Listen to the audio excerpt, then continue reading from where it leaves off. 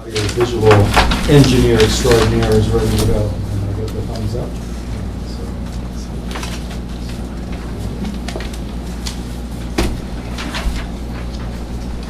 Okay, this is the meeting of the Raleigh Conservation Commission. It's hereby called to order under authority of MGL, Chapter 131, Section 40, the Town of Raleigh's Wetlands Protection Bylaw, and the Stormwater Management and Erosion Control Bylaw.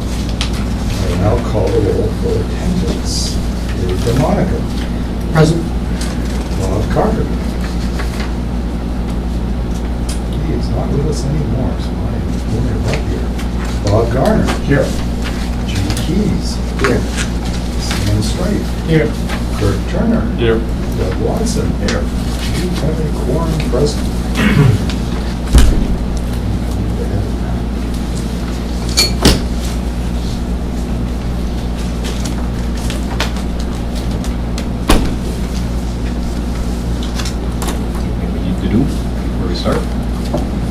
Well, other than allow since the first advertised start time is 7:45, I thought we might possibly want to at least cover FEMA flood changes that are proposed. And I passed, within your copied materials, I believe underneath the agenda should be a handout that was given to us called Coastal Flood Hazard Mapping, dated June 3rd, 2013.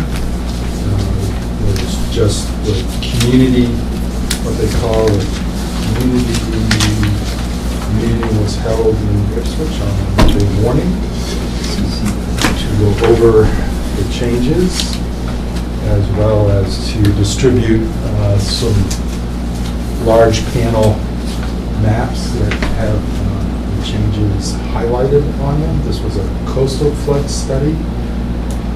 So to my knowledge and what they told us, there were no changes made to freshwater inland areas that had been mapped as flood zones. But flood elevations were revised in the Great Marsh, and velocity zone was expanded out on Plum Island. But for Raleigh, since there are no inhabited structures or inhabitants of the humankind on that particular portion of our municipality, there's not any concerns there. But inland here in the Great Marsh, Stackyard Road, Atlas Road, Oyster Point Road, the end of Railroad Avenue Road, there are changes in regards to coastal areas subject to flooding, going from elevation 9 to, in some cases, or in most of the cases in Raleigh, going to elevation 13. This is not based on any empirical data, but this is based on statistical analysis that is being utilized countrywide by FEMA, and also based on the experiences they've had with, most recently, Hurricane Sandy, New Orleans events, and other storm events, and the increasing frequency of those storm events, and the increasing severity of coastal damage that is resulting from these extreme weather events. That's a huge change. Yes, it is. Seems excessive to me. I would think that the town received any complaints or feedback from people who This was just live along those areas. this was just rolled out. I'm aware of that. I would think that some people might take exception to some of that. Well, I guess you can take exception to it, but as it was explained to me, because I pressed them quite directly in regards to these changes in Raleigh, that if Hurricane Sandy had come ashore here, this is more than likely what you would have seen. And so that's, again, even though it isn't based on empirical experience, it is based on revised topography. They've flown new topography for the shoreline in Massachusetts so that they can be more accurate in their projections, but they've also looked at what's happened with storms, and they looked at Plum Island Sound and the fact that water being pushed into it by a coastal storm event doesn't really have anywhere to go except be pushed up onto, that's what we described as the mainland, or the salt marsh land interface. And again, this is just an attempt to measure the risk and what may occur during severe storms. This isn't necessarily to say that that's definitively what's going to happen in the first 100-year storm. I see the National Flood Insurance Program is administered by the Department of Homeland Security. FEMA section. That strikes me as being a necessary expansion of Homeland Security's powers, but it's got to go somewhere. And it's unfortunate that it landed there, in my opinion, but that's neither here nor there. It's just a political aside.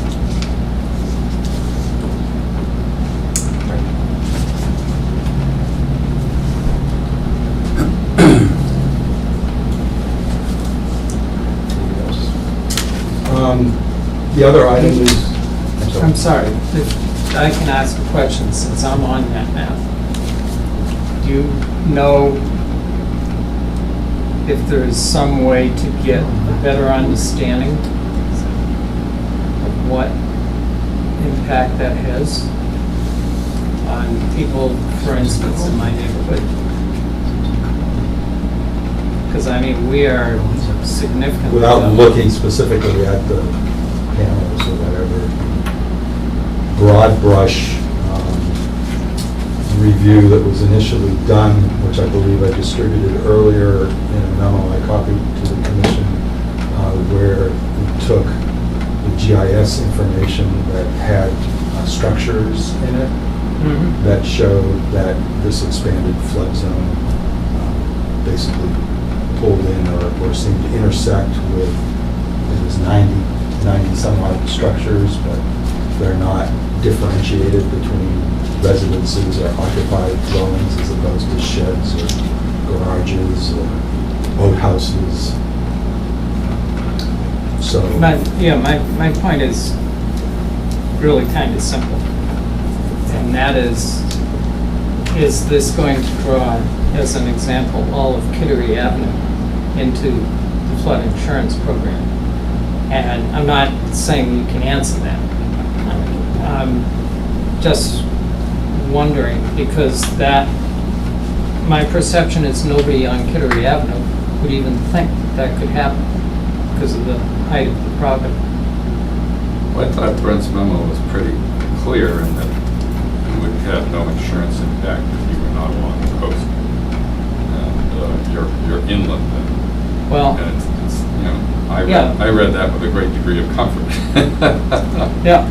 well, you have, But but I you mean- have to look at where, based on the more accurate topography and these elevations, and which is why they provide the mapping. They provide the mapping to give you some ability to look at a specific area instead of, I can't broad brush it because there isn't any ability to broad brush it. You have to go down, Right. now that the mapping's available, you have to go down and look at the areas. And then- these are only meant to be representations of where there are changes.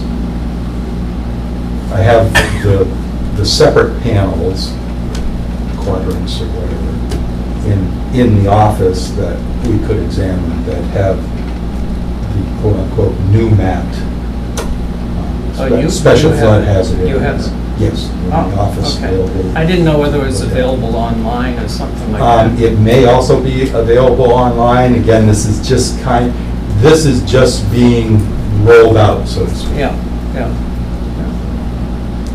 Okay. Maybe I'll contact you.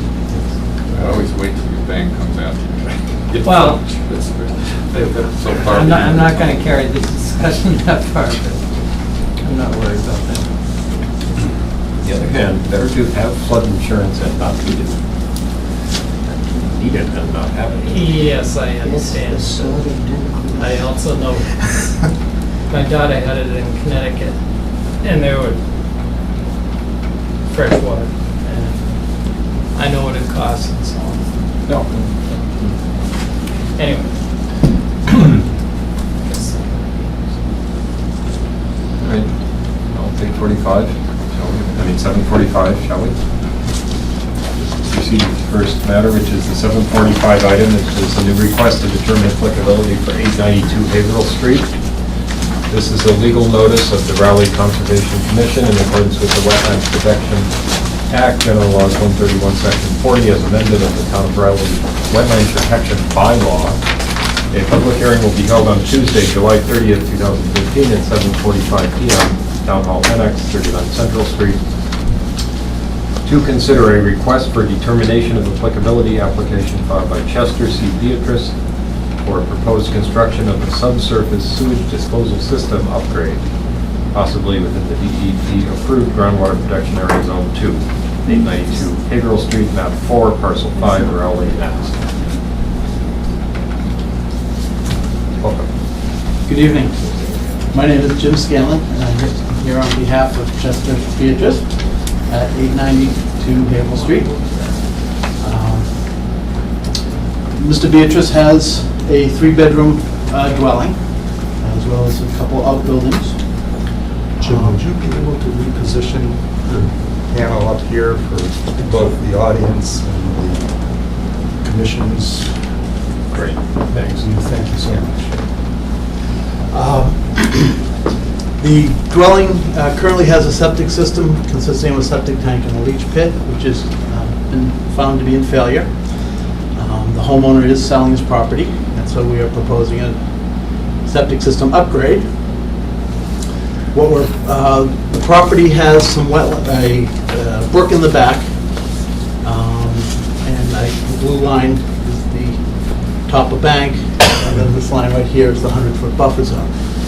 All proposed work is outside of the 100-foot buffer zone. We are, however, in the DEP zone 2, and so we have filed the request for termination.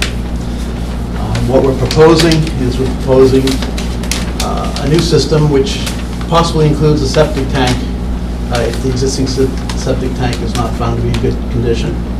We'll have a pump chamber and then a leach field shown in orange. The entire lot is within the DEP zone 2, with the possible exception of a little area. He has a 50-foot piece of property that goes out to Haverhill Street. At the end of that, there's a little piece that may be outside of it. Again, we're not proposing any work within the buffer zone of the resource area associated with the brook, but all work will be in the DEP zone 2. We are proposing a silt fence shown in green. It's a very flat lot. We are proposing this, as I mentioned, silt fence, which will also act as the limit of work to keep any of the construction vehicles out of the buffer zone. The plans have been approved by the Board of Health. And basically, we're just looking at it. Have you seen Brent's memo? Did you read that? I did. You did, Yes. okay. Any concerns or questions about the 8 conditions proposed in the memo? They're pretty standard. Totally standard, Yeah. yeah. Pretty much what we always do. Anything you want to add, Brent? No, I just wanted to ask, is there anything about the design of the system required by the Board of Health to acknowledge the fact that it's in the Zone 2? No. So there's no special in regards to nitrogen loading or anything else like that? Because it is an existing lot, and it's an upgrade. Well, in Brent's memo, I may quote, "This project would appear to provide a net benefit to the protection of groundwater quantity and quality." It would seem that way to me too, Well, yes. from what is there. Yeah. Improve over what exists. Yeah. That would be true even if it weren't in our drinking water supply, but since it is, Sure. all the more so. Any questions from commissioners or comments? Members of the audience? Anything else you'd like to add, Brett? Yeah, I did make a note that, of course, we would find the utilization of straw wattles or a silt sod, sediment sod to be okay also, Oh, okay. if you didn't want to utilize the silt fence. Whatever. For ease of installation, as well as the fact that it's very level, so Very flat. there's no slopes involved. There would be minimal stockpiling, and there's plenty of room to appropriately place a stockpile so that there wouldn't be any increased risk of erosion or sedimentation into any of the undisturbed nearby areas or abutting properties. Just wanted to make note of that. Conditions were written that way. And there's also, because of it being in the zone 2, our standard requirement, which, even though it may be standard, still seems very appropriate, and is to have a spill containment kit or materials available for a cleanup in case And that anything could happens to any of the equipment. be as simple as the Speedy Dry and the Yes, some speedy, dry, plastic and heavy-duty contractor bags. bags as Yeah. opposed The to thought just is a just kitchen like a stuff. hydraulic failure on a Yeah. Oh, sure. motor or, spilled gasoline from something like that. Yes, sir. Not being familiar with the actual location, how far away would you say it is from 3 and 5? Quite a ways. have an Well, area. but again, okay, to just give you a reference point, utilizing this plan, this is the conservation restricted area of Pingree Farm condos. So over here is Wellfield 5. Mill River is down in this location. Over here is Wellfield 3. So quarter of a mile, 2/10 of a mile, maybe, to Wellfield number 5. It actually isn't that far. You would not have to pack a lunch. Might want boots. Well, you definitely want boots. Might be a short walk, but it won't. Okay, any other comments or questions? If not, then I would look for a motion to close the hearing and issue a positive determination, option number 5, with the following conditions for Zone 2, and a positive determination, option number 6, as it is apparently not subject to the Wetlands Protection Act. Is that right? Because all the work is outside of floodplain protection. State jurisdiction. Do I have a motion? And is there a second? Second. All in favor? Aye. And all against? Motion carries. Thank you. Going to start work pretty much right away. Is that the plan? They'd like to, is there a appeal period? There's a 10-day appeal. Okay, so can they start before that, or is it? They can, it's their risk. Consult their lawyer. Yeah. The answer is yes, they can, but But it's- it's your risk, it's Sure. their risk. Probably not much risk. I would say. I've got the, Oh, okay. Then you need the other copy. of- yeah, I sent you an email because they Yeah, I did see mailed it that. to us too. so. And then the DEP. Yeah, if you just hold on. Make you a copy. One-stop shopping here.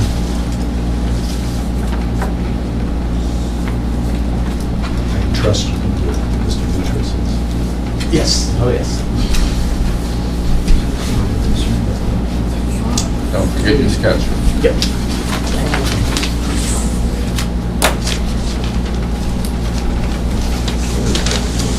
Yeah.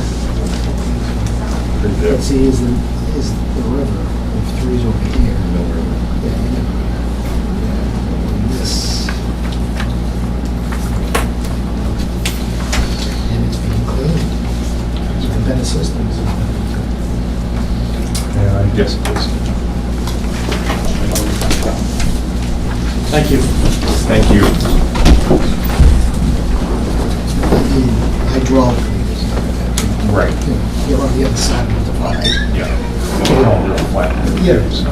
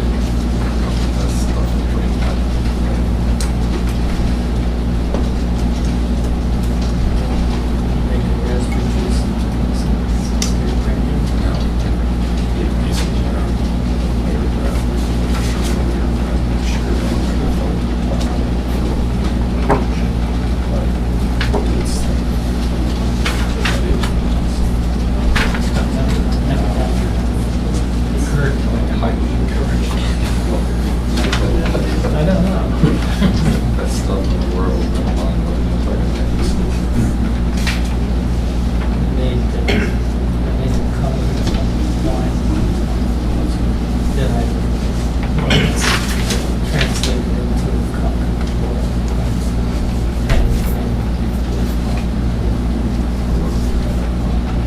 It's the only thing that my father-in-law has to do. Silk that.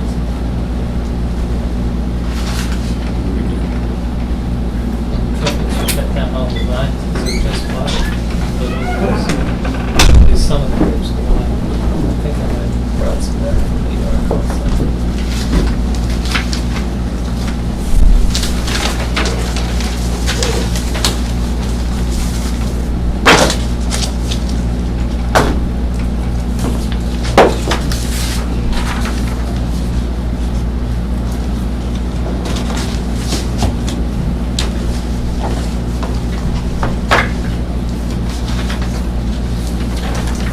this is the 8 o'clock item on the agenda. This is the legal notice of the Raleigh Conservation Commission in accordance with Wetlands Protection Act, General Laws 131, Section 40, as amended in the Town of Raleigh Wetlands Protection Bylaw. The public hearing will be held on Tuesday, July 30th, 2013 at 8 p.m. at the Town Hall Annex, 39 Central Street, to consider a request for determination of applicability application filed by E.J. Savoyer for proposed soil evaluations for design of a sewage disposal system, possibly within the 100-foot buffer zone bordering vegetated wetlands at 256 Main Street, map 24, parcel 81 in Raleigh. Do we have a memo on this? Better yet, you don't Come have- forward then. I don't have a big paddle. No, that's all right. I got some stuff here that front help me do. You don't have to, doesn't have to be too fancy. Are you Mr. Savoyer? I am. Okay, welcome. Good to be here. And have you read Brent's memorandum? Yes, I did. Okay, good. So why don't you tell us just sort of general terms what it is that you're planning to do here? I'm selling my house and I'm going through the sale. The system I had checked, it was, I got a Title V failure. The bottom of the tank was too close to the water table. Yeah. So I'm going to upgrade the system, or rebuild the system actually, replace the system to a working system that will comply with any and all requirements required by the town, the DEP, and the Conservation Commission. It'll be an Essex, it'll help the drinking water. Yep. So, as I understand, let's This see. application is for the the Just for soil soil testing, right? evaluation. Soil evaluation. I guess you just at that Dig a stage. hole to dig a hole. Dig a hole to find the place to dig the big hole. Exactly. Okay. Basically a test pit.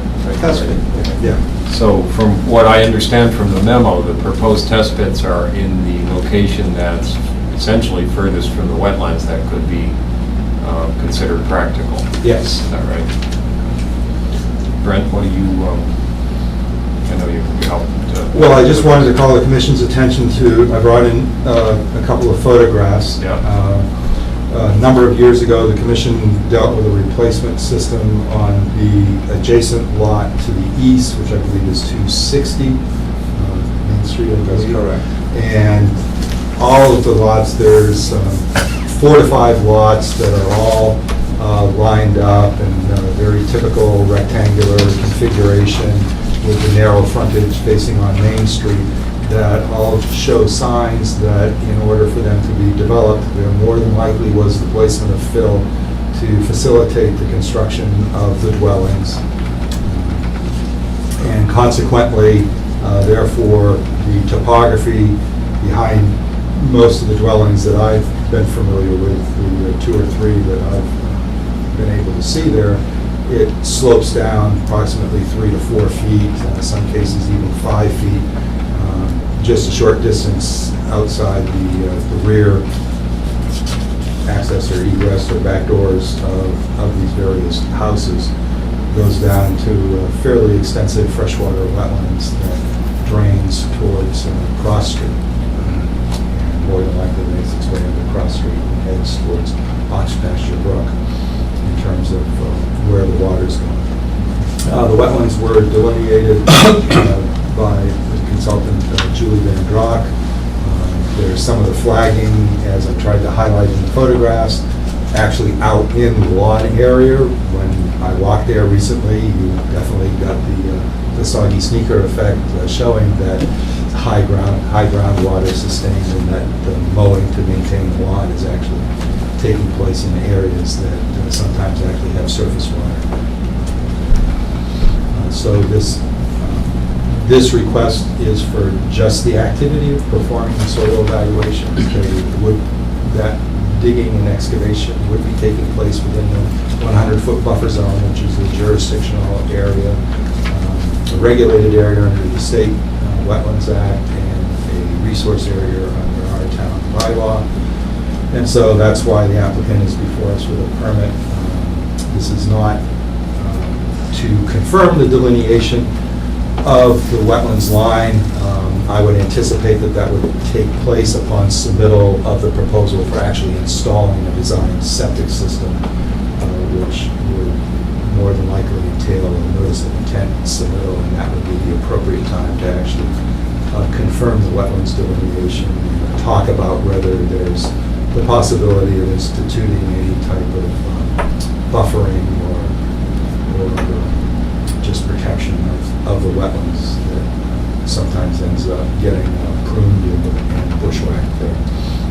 But that's going to depend in part on where the system ends up. So. Exactly, and what type of design there is and how much grading and other earthworks goes on in order to facilitate it. So I've offered some recommendations in regards to erosion control being installed, because it is a sloped lawn area that would shed water directly into the wetlands, because there's no natural plant community to act as a filter or a sponge, since the mowing goes right up into the wetlands area. So it would be appropriate to have some erosion control, but I've offered a number of different products there for ease of installation by whatever contractor ends up doing the work.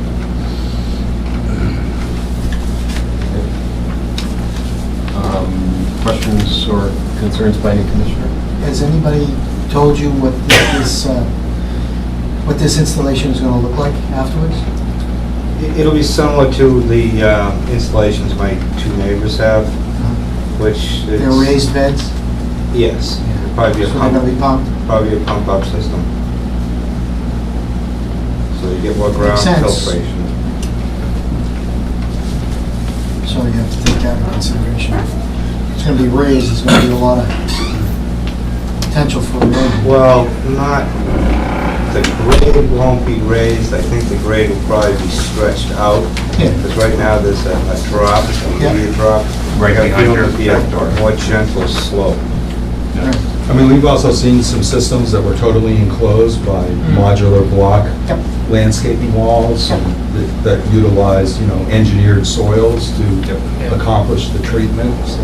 Like raised garden beds. Yeah. Yeah, Yeah, not saying that that's what will fit, but you need to do the soil evaluations, and it is. no, I understand. And it is. I have one, so. It is in rather close proximity to the wetlands there. Same kind of so- system? Well, the same idea, it's a pump system to a Right. raised leach field. That has been constrained on one side by boulders, really. You got the sides, it's just sloped down. I had one neighbor that did a real nice retaining wall. Yeah. With blocks. Yeah, that's what I want to do to one side of mine, but, we're. Cost, you're looking at cost. Well, you should do it yourself. Yeah, but they're selling, right? You're selling? Is that what you said you're thinking about selling? Yes, but cost is. Let the next people build the Yeah, retaining wall, yeah. right? No, I cannot do that. No. I'm gonna do this job 100% complete. Yeah. All right, so, well, anyway, this is just the dig the hole to dig the hole, as he said. So, anything else you'd like to add? No, just gonna walk me through this. On my next time I come to this meeting, I hope to come August 20th. At that time, I'll present a design. If you can get a design that fast, if that's possible. I'm gonna try. That would probably be fast from the point of view of an engineer, to design it and have the plans drawn by that. Because our deadline for submittal for August 20th would be, Just a second. I got it here. August 5th. August 5th. I know. Yeah, no, I probably won't make that. Right. I'm kind of strained. When's the next meeting? The next meeting after that is 3 more weeks, which is The 10th. 10th. yeah. September 10th? Yep. But as long as you make the submittal deadline, we'll put you on the agenda. Okay. As long as he does, or she does. How many days before the meeting? Roughly? Well, the submittal deadline for the 10th would be It's basically 2 weeks. it's basically 2 weeks August before. 26th. Yeah, August 26th. September 1st, yeah, all right, 2 weeks. Yeah, yeah. Just to give me time. Yep. So that's your next step. You get the design and then submit it with the necessary permitting paperwork. You come here and we look it over and hopefully approve it, and then you're ready to go. Permitting paperwork is available from Brett. Okay, great. The other people you have to talk to in this process is the Board of Health. Right, I've been in touch with them. Okay. Yeah, because they have to approve it also. They have to approve the location and so forth. Okay. It's basically, we approve the design, they approve the location, is a simplification of it. It's a process. It's a process. Yeah. Okay, any more questions by anyone? In that case, I need a motion to close the hearing and issue a negative determination, option number 3, with the conditions stated in Brent's memorandum. Do I have such a motion? So moved. And a second. Second. All in favor? Aye. Aye. And all against, and the motion carries. So we'll see you probably in that date, but whenever you're ready. Yeah, I don't think I'll be here by the 5th. Not over.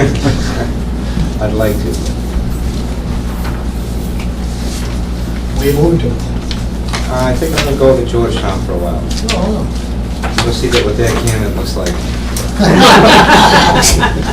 Look any different? If you can find it. I got it in town hall. I do Don't believe the other. Isn't that our cannon? have the real cannon. trust me. Here's parts. Get them started. Get the cannon people started. I noticed today going by the town hall in Georgetown, it says Hall of Old Nancy. Yeah. Right, right. They don't know what they're talking The about. nerve of them. Didn't she work in the selectman's office? Somebody lives in their basement.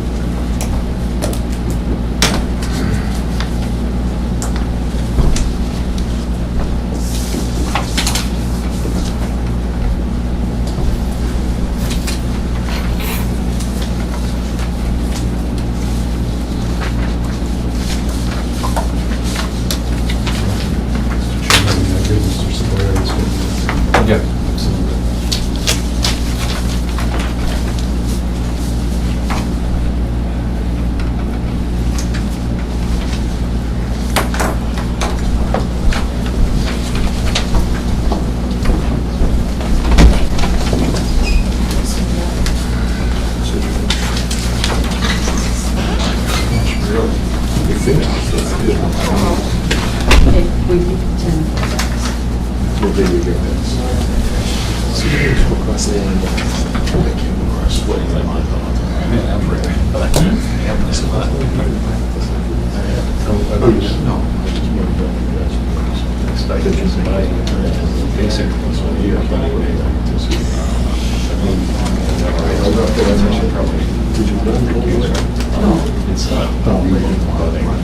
It's abutting the road. See the second one? You have no direct line. That's right.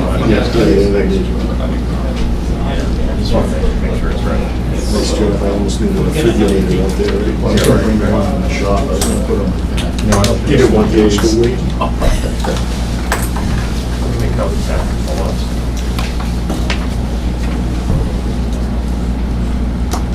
No, because there would be a street between us regardless, even as we're lots. Can't be close to each other. There's a street. Yes, I'm sure somebody else had pictures of right. So it can't be. Okay. Oh, yeah, probably on Facebook.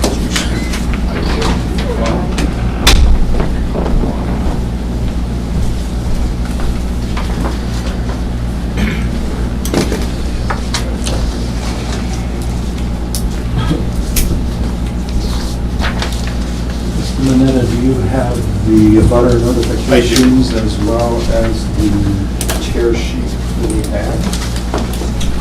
Doing that, I'll read the legal notice. This is the 815 item.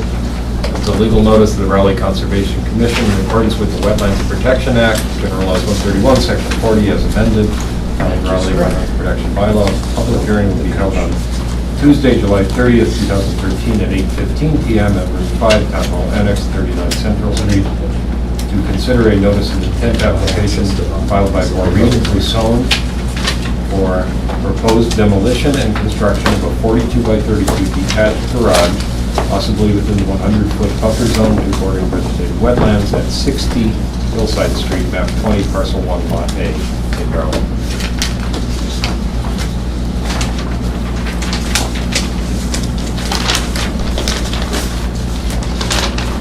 And Mr. Mineta is here on behalf of the applicant. Correct. Tom Mineta, Thomas Mineta Incorporated. We actually have the applicants here as well. Right.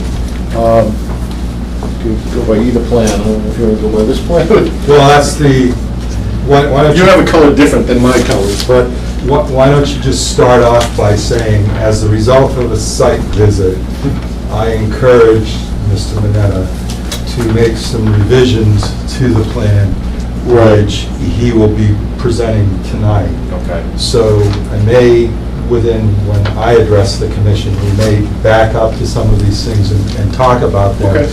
And please do not assume that they're a done deal, because obviously until you as commissioners approve this, it's only the suggestions from the field visit that Tom and I developed in looking at the locale. Right, okay. Well, to start off, we have a 28 by 42 proposed garage. There's an existing garage on the site, which I had outlined in brown here, which will be removed, and the new garage basically put in the same spot.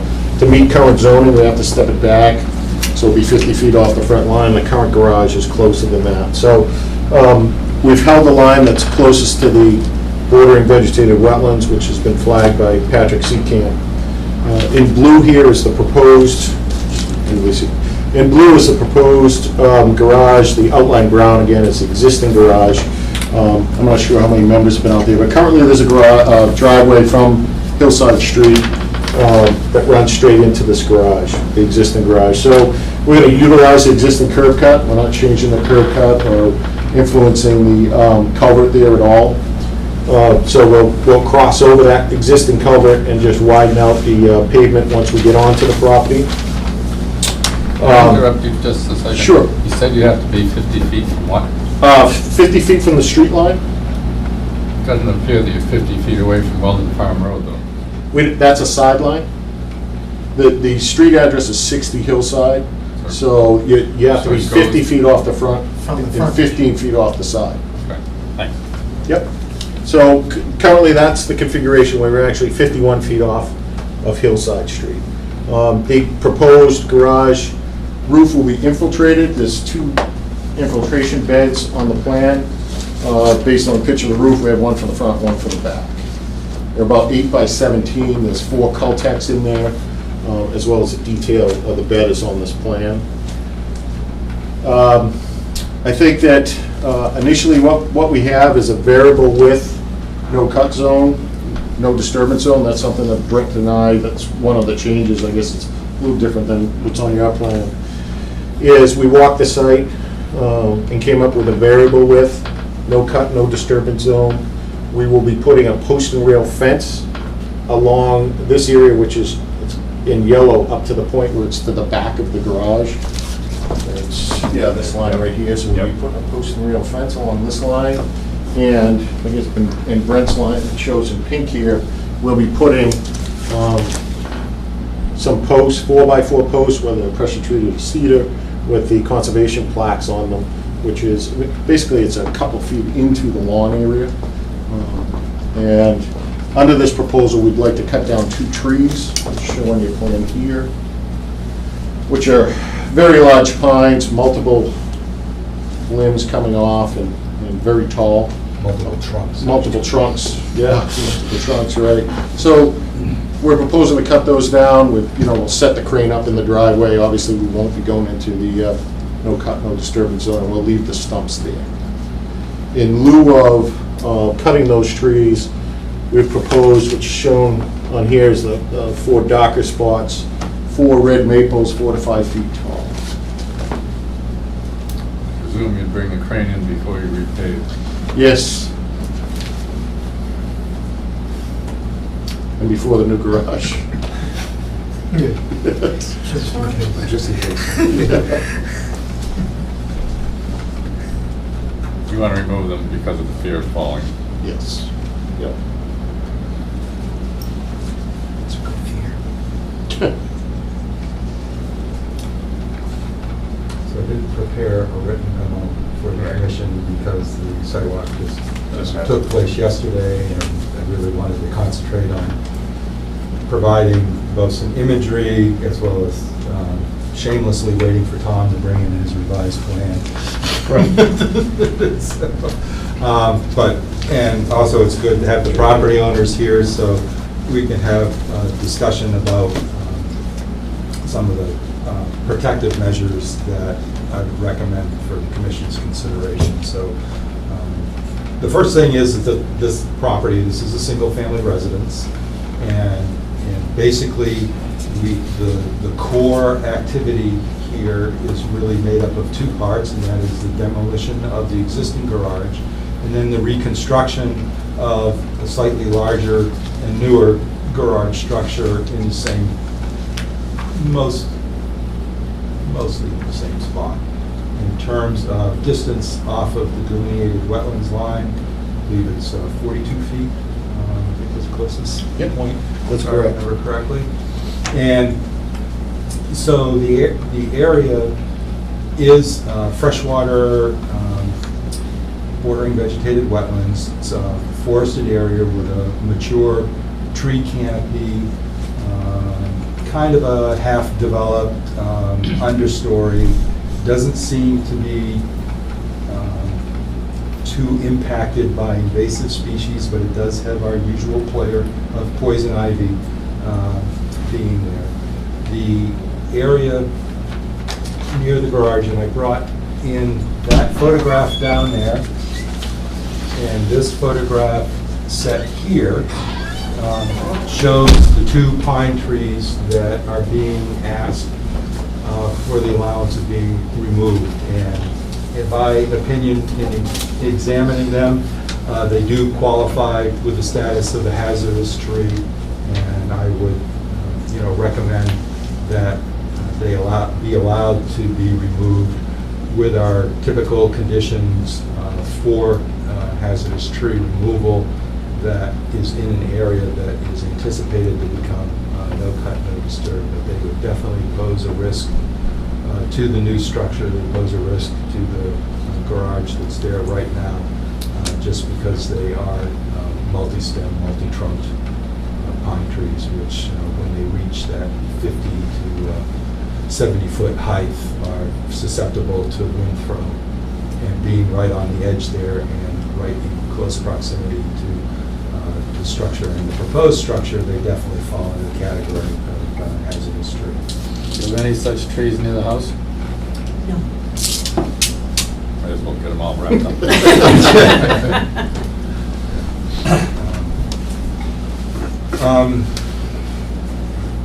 So also, since there's demolition of the structure, we would incorporate our normal conditions about that material going to a licensed approved facility for appropriate disposal. In regards to the site visit, I guess I might as well start at the end. I took a look at the culvert that goes underneath the driveway. I'd like to offer a recommendation that the condition that culvert be cleaned out, and that on the outlet end where it discharges right within a couple feet of the delineated EVW line, that some appropriately sized riprap be installed to dissipate velocity and prevent materials from being eroded. But right now it's totally covered. The outlet end is totally concealed and covered by accumulated vegetative debris and sediment. So that would improve its functioning as well as hopefully reduce the risk of any erosion to the driveway. In that regards. Moving on to the area where the two large pine trees are proposed to be removed. That is an area that I would recommend for consideration as being the start of a proposed no-cut, no-disturbance zone. And because the removal of these two pine trees would substantially remove 75% of the canopy in that area, I suggested the recommendation of the planting of red maples. There's already one very healthy red maple growing there. These, of course, would be saplings and would at least provide some vertical structure as they grow and start to fill in that place. And hopefully reduce the enthusiasm of the poison ivy, which is absolutely going to love the fact that you're giving it new sunlight there. So let's see, why don't I segue and talk a little bit more about a proposed no-cut, no-disturbance zone. In this photograph, which can possibly be circulated, as one enters the property and moves from the frontage on Hillside Street and starts moving towards the residence, the delineated wetlands actually comes up and intercepts the lawn, and that's because the topography of the lawn has been, I believe, has been concentrating the runoff from that area and basically feeding and nurturing the low spot, which more than likely has given the wetlands plant community just a marvelous growing opportunity. So the lawn and the wetlands come right up to just a couple inches of each other. In regards to not wishing to take away usable developed lawn, but to establish an area of no cut, no disturbance, so the wetlands vegetation can have some type of buffering and filtering by vegetation along the edge.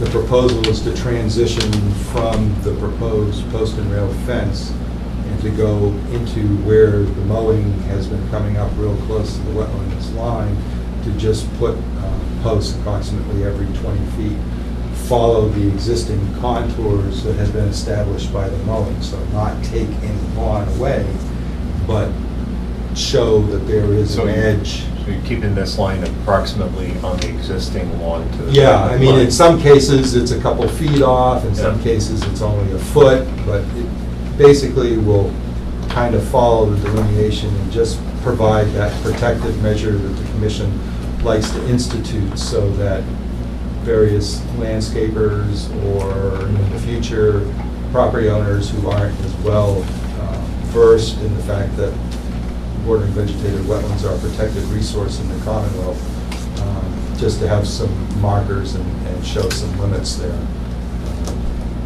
They don't necessarily have to be 4 feet in height because it is only herbaceous vegetation. that could be, installed a shorter distance, 24 inches, say, coming up. But actually, the lush vegetative growth that's in there, I think, is about 24 to 36 inches. Yep. If that's okay with you folks.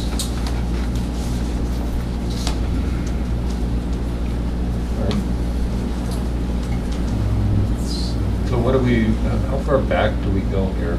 It just sort of peters out? What do we? Yeah, the wetlands curves away from the residents, and their This is the their lawn. developed lawn goes This this is way. wooded This is area. wooded back here. Yeah. Yep.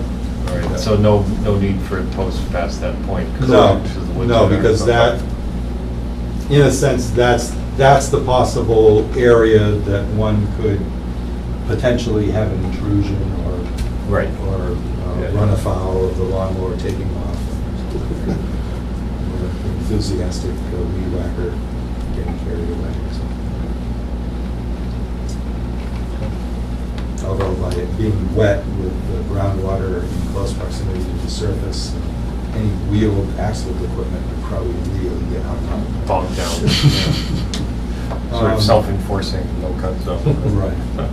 Post and rail fences considered part of that cut? Yeah. Yeah, that's proposed for down where there's actually Right. more of an offset where the new garage is. So we should put some of the signage on that as well. Oh, yes, yes, yes, signage is, would be conditioned for Look nice. usually every third vertical post. However it works out. The other thing would be to condition and require that the stormwater infiltration system be maintained. That would be a proposed ongoing condition. And I believe, did we change anything on the erosion controls? No, I just want to make sure that the Yeah. straw water was okay. Yeah. Yep. Yeah, here again, because the topography is rather gentle, there's not a real slope to be concerned of, and Tom had already appropriately marked on there a limit of work with proposed erosion control, so I think utilization of straw wattles or silt fence or a bark mulch sock would be appropriate, based on whatever the contractor's requirements, but with our standard condition for that to be inspected prior to work commencing. Anything else you want to add, Brett? You, Tom? Commissioners, any questions, comments? Members of the public? In that case, we'll have a motion to close the Motion to hearing. close the hearing and issue order of conditions, conditions as discussed, as well as typical conditions for a residential property. Great. As well as typical conditions for a residential property. Do I have a motion? So moved. And a second? All in favor? Aye. Aye. All against? The motion carried. All set. Thank you.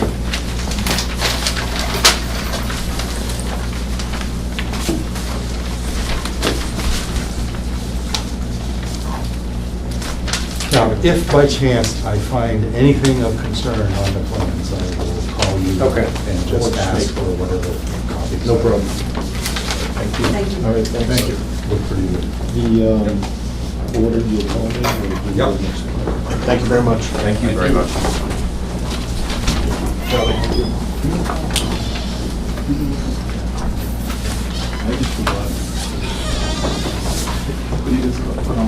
I will.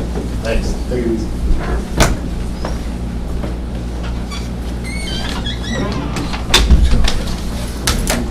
Good, how are you?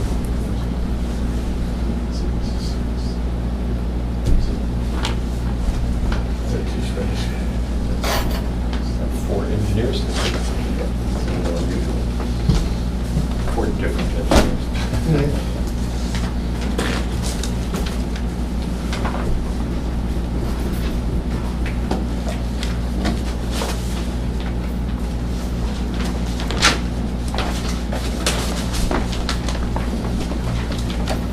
Nice. Probably you get the garage. The old car walk down that way all the time.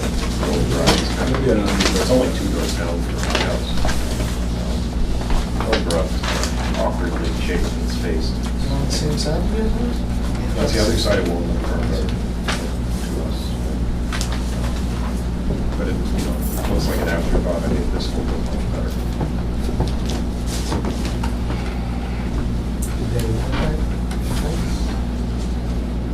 Is that fence part? Yes.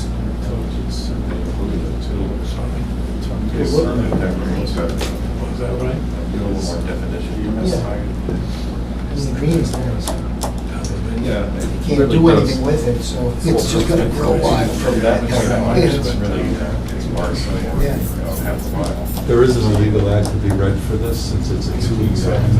Which was fine. There isn't a memo on this, I've got a verbal. Okay. You, Mr. Ware, are you ready? Yes. Okay. I can put this on a board if you want, but. Well, let's leave it here for the moment. It's not valid. Let me just announce what it is, okay?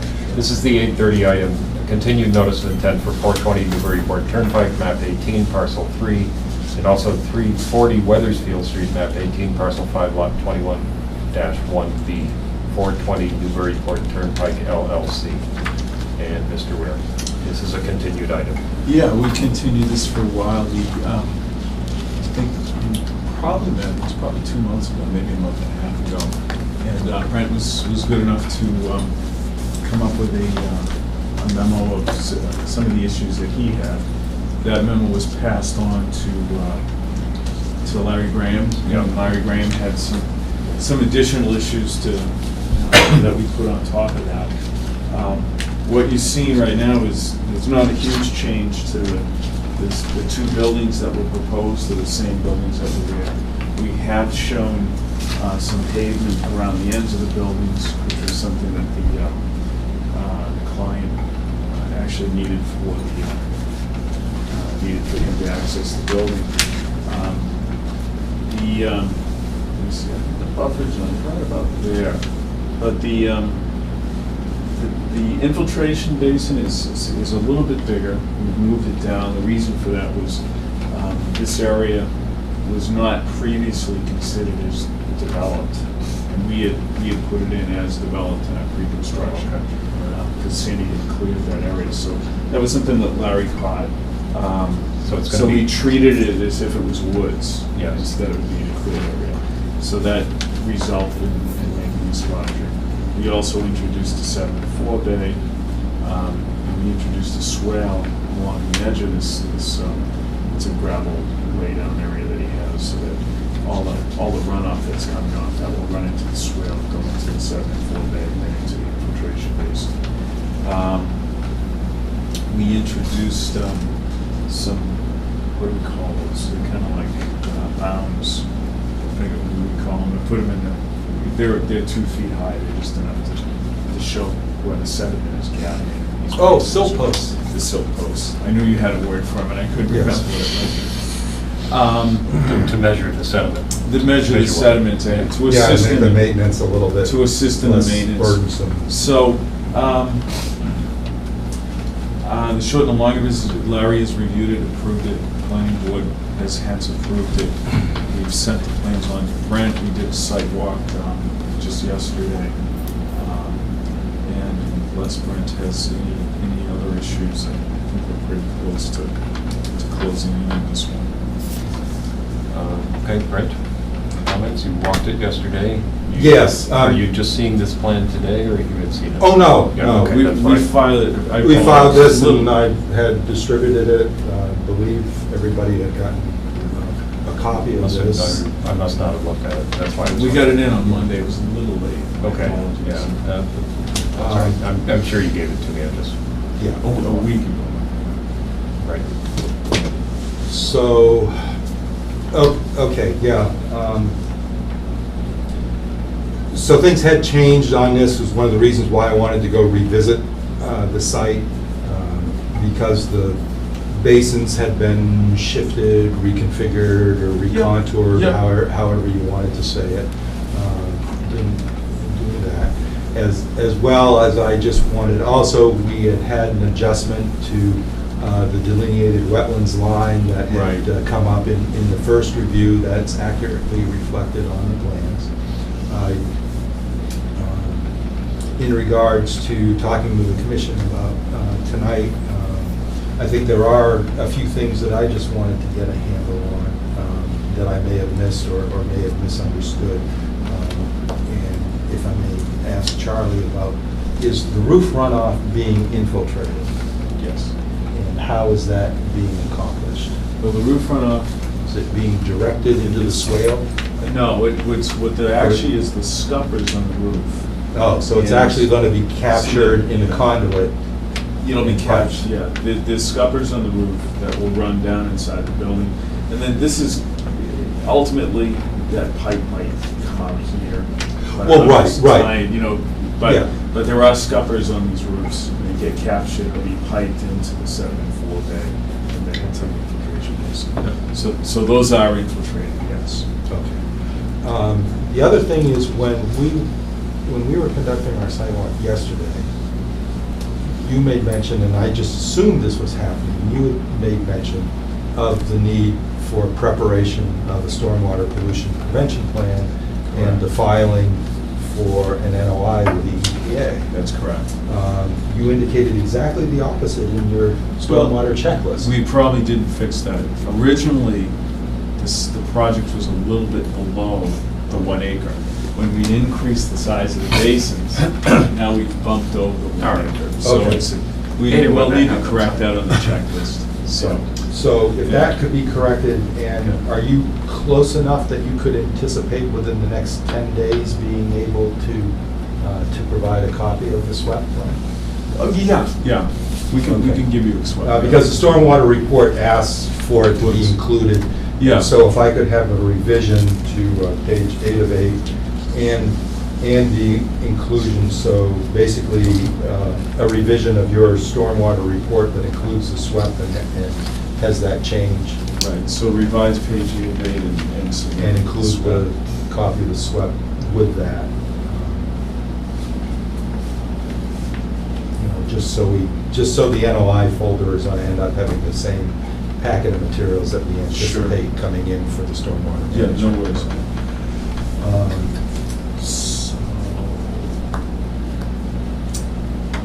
So in regards to recommendations for the commission for permitting, this is a fairly standard commercial project and basically mirrors a lot of the activities that we've already seen occurring on this property. So standard conditions for a commercial project.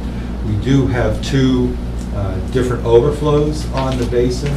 And so I am going to make a recommendation because of the significant lack of an understory in this particular area. I'm going to make the recommendation that we require a couple 4x4 posts to mark the no cut, no disturbance area, just so any future maintenance that involves bushwhacking around those discharge points of the basin, that they don't go into the no cut, no disturbance area. So that would more than likely be the implementation of 3 posts spaced 25 feet apart, so one there, one there, one there. Just marking where this no cut, no disturbance zone comes up in very close proximity to those discharge points of the basin. We'll add those to the plan. Why don't we wait and just have those added to the as-built? Okay. I'm just sort of Right, you'll put it in. I'm just saying I'm going to put a condition that they be there and Okay. unless the commission No, that's feels the fine, need to because that see way it you now. can put I- them wherever they fit best. Where they make Yeah. sense. If you put them on Okay. a plan, then. That's fine. And then, of course, we also talked about this on the site visit, is I requested that they had proposed either compost, bark mulch, sock to be utilized for erosion control, and I suggested the implementation of it being backed up by silt fence because of the amount of cutting and filling that's going on there and the slope that the terrain is. If there was any place that could possibly experience a washout in one of these pounding thunderstorms, that seems to be the area, and there's going to be enough disturbed material, and the area is pretty concentrated, so kind of a big horseshoe or a little bent L Do you down there, want- just in that area. Do you want that added to them? I feel a little better with this stuff on the plan. All right, why don't you So put it it on- doesn't get missed. Okay. More likely to get built that way. huh? Yeah. Yeah, The yeah. contractor will pull a plan. Okay, so let's do that I then. hate to No, say, you a just, lot of times you the just talked me contractors into don't revising read the plan, so that's Yeah. okay. That's A lot of times the fine. contractors pull the plan out, look at the plan, and they graze through the orders, and, Yeah. They're more yeah. about pictures than words. yeah. Yep, okay. Well, and again, out there on the site, even Mr. Paprika understood, why I was making that recommendation, because, Well, the other thing is, if the posts get overlooked by the contractor, that's easy to put in at the end. Right. It's easy to add later. The silt fence, not so much. Yeah, right. You're gonna miss your opportunity if you don't do what it needs. well, I mean, yeah, they just would rather I come out there and say everything's okay than say, fine, you gotta put in the silt fence, when do you want me to come back out again? Right, Because right. you're not gonna do That's anything true. until then. That's true. Just to be clear on that, do you want the silt fence to supplement the compost sod? Yes. or- Yes. Oh, do you, okay. Yeah. that's fine. And we discussed, I have a good idea. I wanted to run it. We've used that strategy out at the water filtration plant, and it's worked very well, Okay. because they have, in their moving of the material and their crushing and sorting of materials, they've had different areas that they've had stockpiles in, and we've had a situation where when we got these pounding rainstorms, the stockpile was close enough that it all came down and it overwhelmed in their case, straw wattles. But those things are usually 9 to 10 inches, and then after they sit for a while, they're down to 6 inches, and so it doesn't take much sediment to go over. And with the silt fence backing it up, it worked out very well in terms of they had not had any material leave their project site, even though they had truckloads of stuff there that they ended up redoing. So anyway, not the same situation, but I think it's a rational precautionary measure in this particular portion of the site.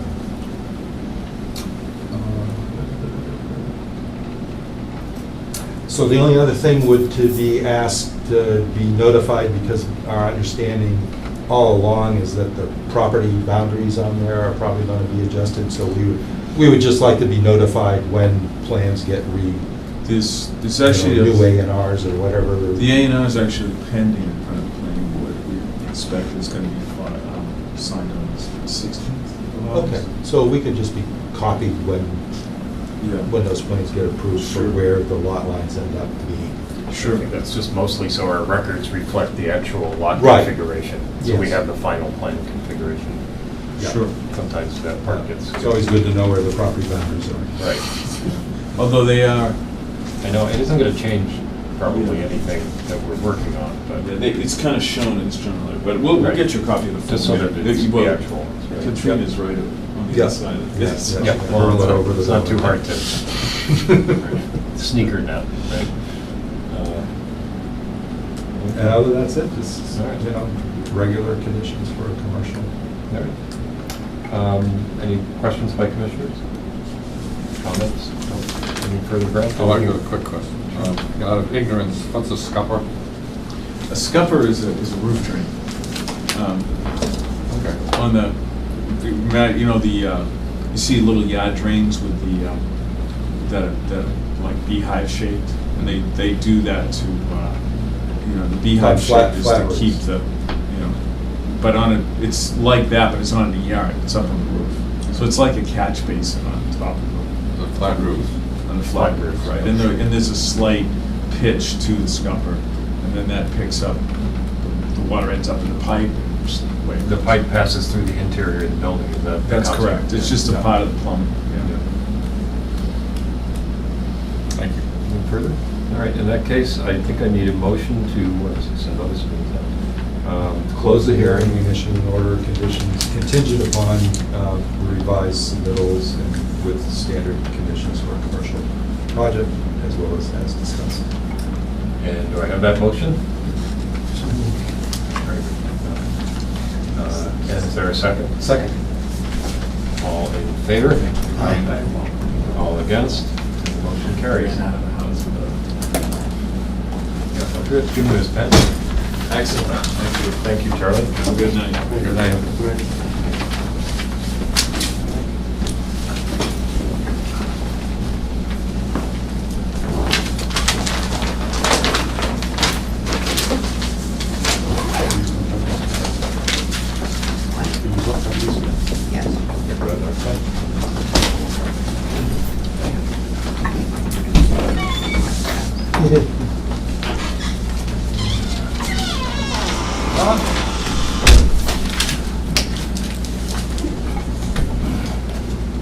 Look at that, we're right on time for you.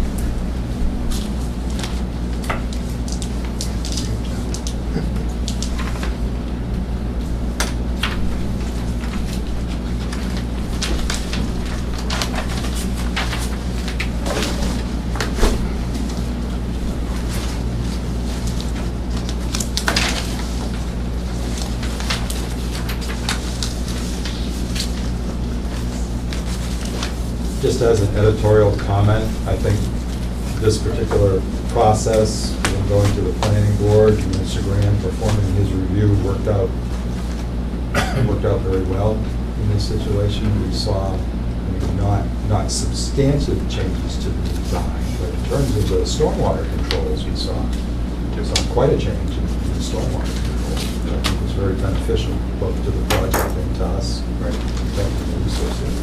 think it's helpful. This is an editorial comment. But I think it's helpful when it's a project like that both boards have seen before repeatedly. And we're familiar with the topography, with the applicant, with the general nature of the construction, with the engineer. It's all kind of an ongoing process, so we all learn to work together on it. It's what boards are supposed to do, right? Right.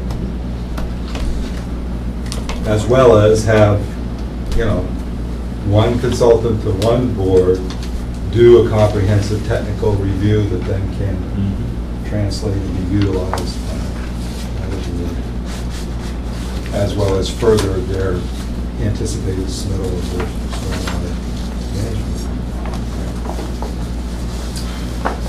All right, you ready on the next one? Yes. Now, you've just been given a file and a check there. Make sure you see it.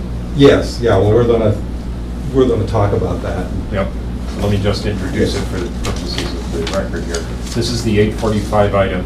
It's a continued notice of intent for the land off Daniels Road, map 9, parcel 23. Applicant is Tompkins Desjardins Trust, Bruce Tompkins trustee. And Mr. DeCoulis is here. You've seen this before. This is a continued item. So, John DeCoulis and I met last week, and John came in, and I anticipate what I have here are revised plans of being changed into a couple of different sheets. I think we've got a total set of 5 sheets now. You had 4 sheets you gave to me, and you said there was a detail sheet. Detail sheet, right. So it's a 5 sheet. I believe it's fine. There's existing, grading, proposed. Let's see what we have here. The existing, you already have. Oh, yeah, the HydroCAD, I forgot the HydroCAD, yeah, there's 4. Yeah, and you said there was a detail sheet. Which I have there, so Right. that makes it 5, Right. and with the existing would be 6. The existing is there. Is I it? just put it underneath. Oh, I see. I put it underneath because I Okay. knew what we wanted to Yeah, yeah, look yeah. at was Okay, right. was 4, mainly the 5, grading. 5 and and all, utilities. right, Yeah. okay. So, and the other thing that Mr. DeCoulis and I accomplished last week was sitting down and going over the revision to the NOI wetland fee transmittal form and getting that to focus on utilizing the clarity of the plans to evaluate the proposed activities and come up with what both Mr. DeCoulis and I felt was an accurate reflection of what the assessed fees should be based on the proposed activities that were anticipated to be occurring in the 100-foot buffer zone of the bordering vegetated wetlands. And so the check that I believe I'm being presented with tonight is in anticipation of me returning to you the check that was submitted approximately a week and a half ago. Right. Well, you can just tear it up. Or you can just, Well, we can all tear it up. I'm actually going to allow you to do that, because what I would like you to do is to sign on here that this was returned. None of us will remember that that's how we did it.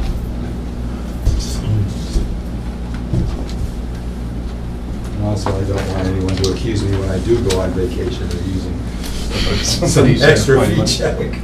That would be bad.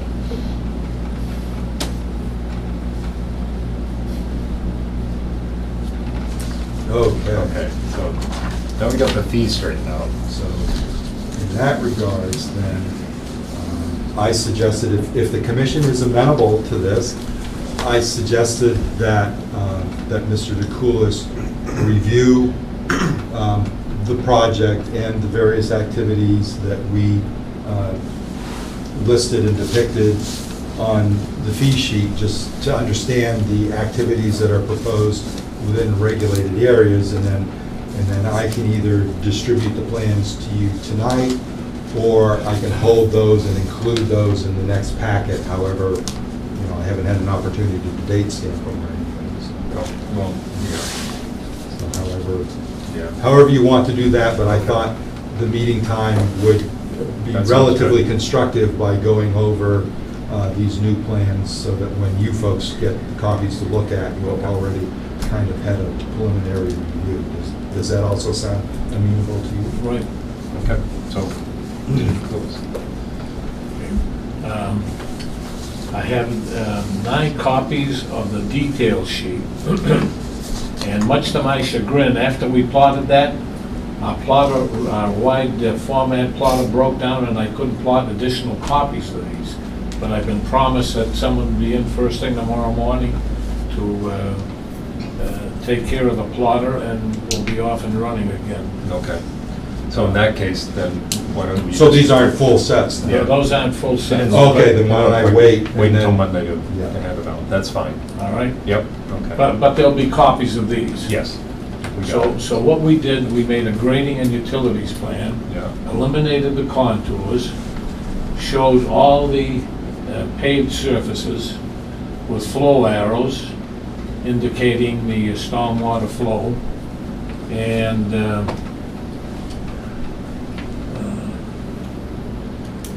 all the dwellings, the driveways from all the dwellings and the front portion of the roofs all flow towards the roadway.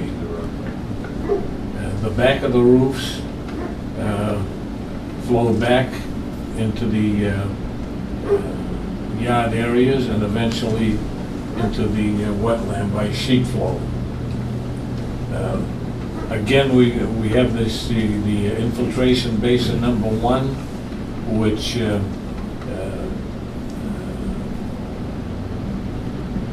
catches the stormwater in the middle of these flow arrows. And there's actually a portion of that, if I can just interject here, that is in the 100-foot buffer zone. Which is indicated by this red dashed line here. And then we have an infiltration basin number 2 that takes care of everything from this point on. And that is also in the 100-foot buffer zone. That discharges through a concrete weir or stone channel and eventually into the wetlands and a large pond that's out back.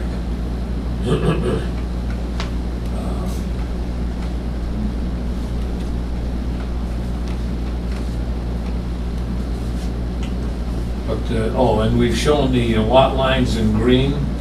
Hopefully, they'll might be much easier to see. Yes, see that. We have a common driveway here between lots 6 and 7. That at one time was over 300 feet long, now we've reduced it to about less than 200, and it's 14 feet wide, so the fire department can get its emergency equipment up there if necessary and back down again.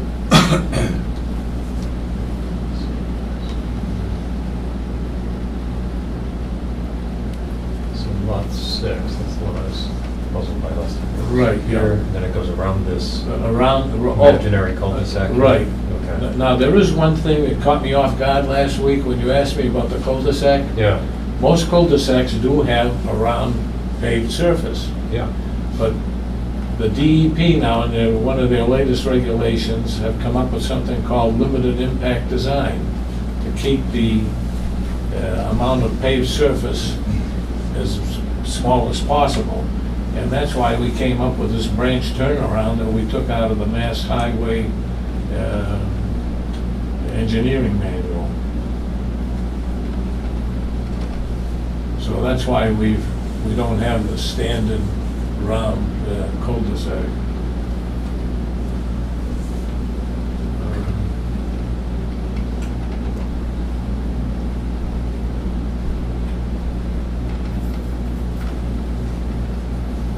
May want to also mention, John, that you made some adjustments on lot 1 in regards to the commission's concern about... Oh, that's right, on the filter sock. At one point, the filter sock was, I think, way down here, All right. and we moved it up based on the discussion we had last week. Yep. That's what this purple line is, right? Exactly. The filter And zone. just beyond it is the 25-foot no cut, no disturb zone, which in the areas of wetland flag 14 from here up to flag 20, is that a 4 there, 24? I think so. Yes, 24. The filter sock is 1 foot up gradient from the 25-foot no cut, no disturb zone.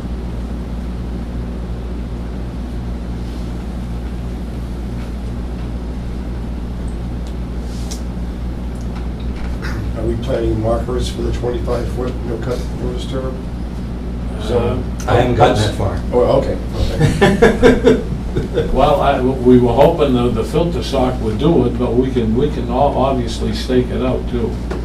Well, no, I mean permanent. We mean later Oh, I on see. Okay, permanent. to Right. mark Yeah, the no cut, no Yeah, disturb. which we've done before, yeah. Which we really haven't gotten that far yet. Right. Okay. But yeah, that would be the concept, it would be something like that. Right. Okay. Great. But these are the nice things that now you have nice, clear plans, you can start focusing in on it, because it's much more easy, to come up with that. So this one is This one's the HydroCAD, that gets rather complicated. Let's see what we have underneath here.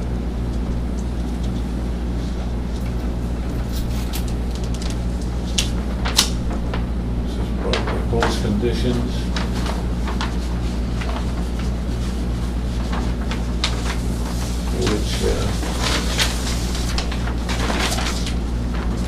Which pretty much mirror the grading plan, except we're showing contour lines. yes. So it does get a little complicated with the existing and proposed contour lines on there. This is probably the one you wanted to talk to the commission about behind lots 10 and 9. Right. Yeah, see that now, right here, it's very steep behind lots 9 and 10.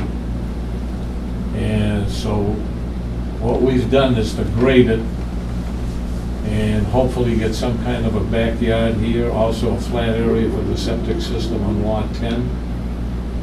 And while it's in the open space, we plan to loam and seed it. And probably put down an erosion control blanket. We'll during construction. That's pretty steep. I know, it is very steep.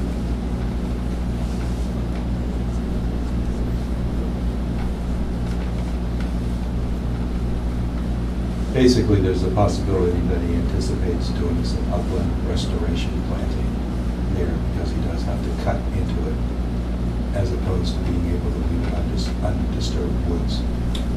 Just so you can get some backyard and so you have a flat place for the septic. So Right. basically what you're Right. probably saying. Yep.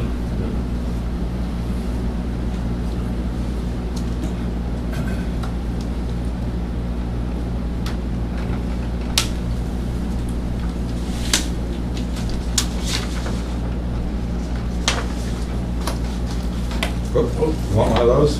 Yeah, let's have one of the details.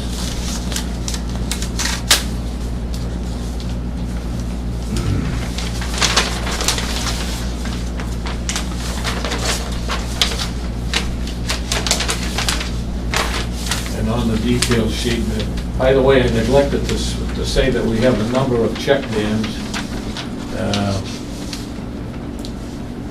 along the right side of the grass channel, and as I stated before, the pavement slopes to the right as you go down the street. Yep. So all the drainage is going right to, on the right to the grass channel, as opposed to your standard crown surface. We don't anticipate any culverts under the driveways. The driveways will be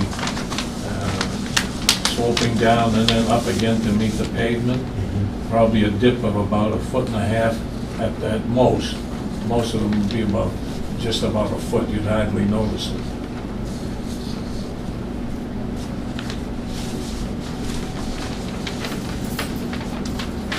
And we've got a detail here of the stone channel, a detail of the check dams.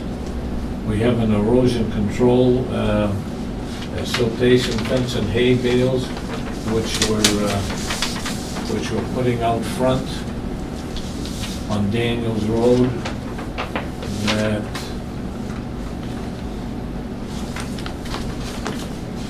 Maybe on, is that on this plan? no, I don't think it's on any plan. Wait a minute. It was on one plan that I neglected to,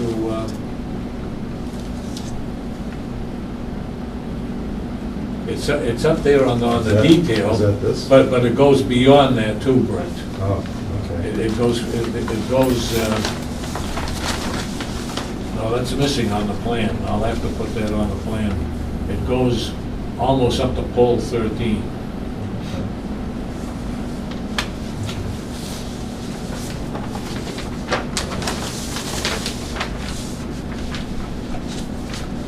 And we have a cross-section of the street, and there's the swale on the right side with the grass channel. We've got a fire hydrant detail, and we've got a detail of the silt sock. And we also have a detail here, I know this isn't part of the Conservation Commission, but Point of planning and stuff. Yeah, that's interesting. This profile depicts a vehicle driving down Daniels Road while another vehicle in front of it is stopped to make a left turn onto Marion Way while waiting for another vehicle coming up from Hable Street. And one of the neighbors thought that, well, no, they were absolutely right, that as you approach this, you couldn't see this vehicle. So what we did in discussions with Mr. Willard Maker, who's in House 62, that we would grade his property to the extent, well, it wouldn't be in his property, it'd be on town property. It's actually the right of way. It's on the right of way. We would grade the right of way so that now this vehicle would be able to see back 250 feet, which is more than adequate.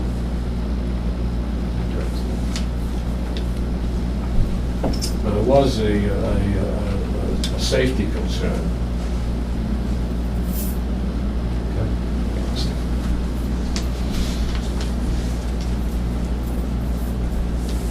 we haven't had a chance to go out and stake out the center line of the road and some of the house locations as you requested, Brent, but we're gonna get to that next week. Okay. And we haven't had a chance to do the other reports. Right, we're kind of have to, you're talking about the stormwater report needs to be completed before we can send this out and attempt to get a third-party review on that. I do have the stormwater report completed. Oh, okay. Because we didn't get, the completed one didn't get submitted. No, not yet, but I could submit it in the next couple of days. Okay. If you want. So with the rest of the plans that come in, what I had requested before was that I get at least two extra sets to be able to send out to request quotes, because we need to provide one to Camet and request from them a quote, and then I was going to suggest to the commission that I also send out a request to another firm that I have familiarity with, those stormwater peer reviews for commissions. Who might that be? Horsley and Witten. Horsley and Witten, they're up in Newburyport. Okay, well, that sounds like a plan. If you have that plan, you're going to be bringing us more copies of this Right. anyway, so you can include that with that. Right, yeah. Okay. And then we'll all study them. There's one thing I might add about Camet, that they've worked on this and they're familiar with it. Sure. Well, right, but we're just, your submittal to us is now kind of different from The ZBA. the ZBA's. Right. You've incorporated different changes and stuff, and we, of course, are looking for input under the Wetlands Protection Act Right. for compliance with the stormwater management standards, so. Be that as it may, we've never said that we wouldn't entertain an estimate from Camet, but I'd also like to also get an estimate Yeah, from I another mean, firm. Assuming the prices are competitive, Camet has the advantage of familiarity, so that might make their price lower. I don't know. Our goal is not to spend. Now, there's their two money on additional one. plans that are going to be in the stormwater report. There's the proposed hydrology that shows the drainage of 250 odd acres starting out near the Herrick's farm stand on Dodge Road and Havel Street. And on the southerly side from the top of Hunsley Hills going down to Daniels Road. So it's a very large drainage area. So there are two plans that will be in that stormwater report, the existing hydrology and the proposed hydrology.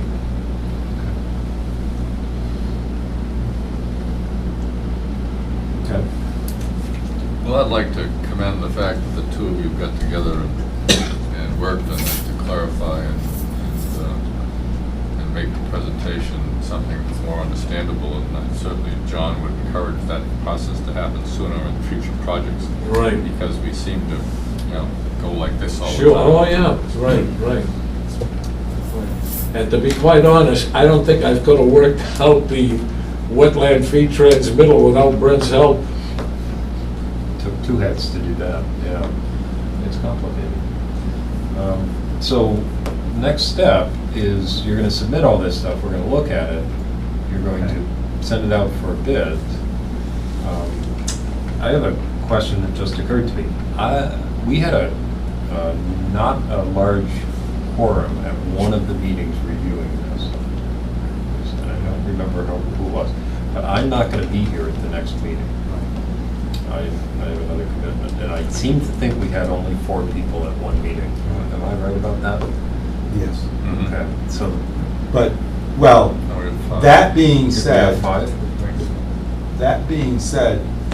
we had, except this meeting and one other meeting, we've had sort of a substantive conversation about the project, but, So in terms of the commissioner being able to review, I could put together, work on minutes or whatever, just to try and allow someone who wasn't in attendance to get up to speed. I'm just concerned about that case and that general concept that a continuous quorum has to be present. This, we don't, not all projects are likely to attract the attention of an abutters appeal, but this one might, and having a procedural flaw would be really unfair to you people.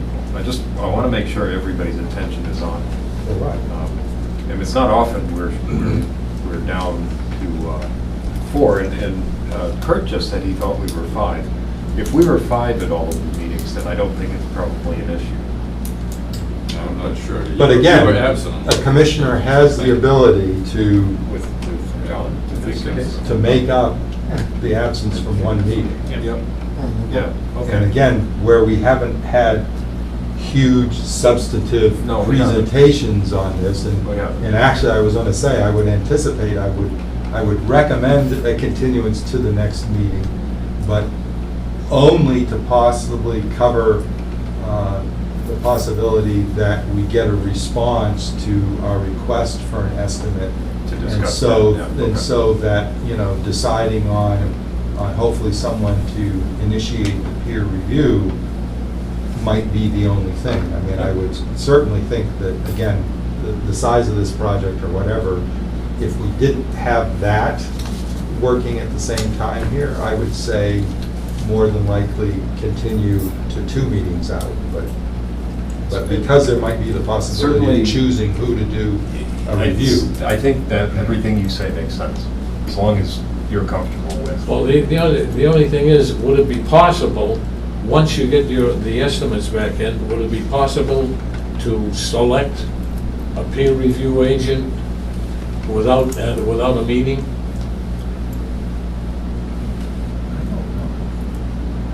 That's done. I think you Maybe could call I'd that have to ask the administrative. question, I guess, I'm not sure. It's kind of administrative. Yeah. It's that's not, what it is, it's not isn't really it? deliberative, Yeah. right? I mean, we want to keep the thing moving, and I know we've dragged it on and on. But it's not as if any deliberative process is really involved in that. Correct. Yeah. We're not making a judgment as a Exactly. commission as to enforceability of the law. So, yeah, that's a good point. Yeah, basically, just contact the applicant and say, we need this much money, as soon as you get it to us, Yeah. we can have somebody do it. Or here are the 2 considerations, they're both okay with us, which would you prefer to use? Yeah. It's your money, it's your, Yeah. that might, if they're both, I mean, you, for example, I could see you choosing Camet, even if it were a little higher price, because you think their familiarity with the project would stand a better chance of keeping things moving quickly. Right. And that would be your call. Yeah, right. Logical enough. So, okay. Well, as long as everybody is aware of it, and if, as I said, if we had 5 people, then the issue isn't even an issue. I don't think Bob Carpenter was here for any of these. He's the member who is no longer a member. His term ended and he didn't get himself renewed, so we're only a board of 6 at the moment, but I think that happened before this started. I don't remember that name. Carpenter. Yeah, I'll have to do attendance sheets. Right, right. But there was one where I think Bob Carter was out, Bob was out, and somebody else. Okay. All right, well, with that all said, it sounds like a continuance to the next meeting is comfortable with everybody, so. I'll get those reports in the next few days, and I apologize for our plotter. I don't know what the heck happened, but we did the 9 details, and then they just stopped plotting. Maybe you need to go back and give it some WD-40, give it soap suds. Or a good kick. No, you gotta pay somebody $100 an hour to give us some WD-40. Exactly, Yeah, exactly. that's more like it.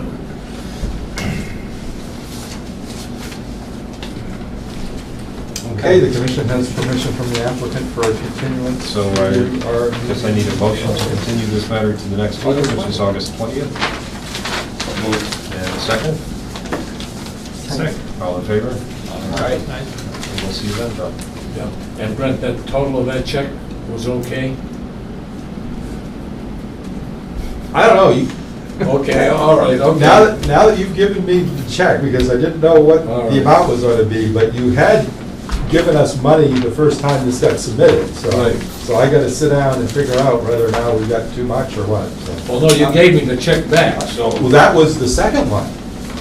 That was the second check that you sent us. Oh. Well, I've got to I may check my records.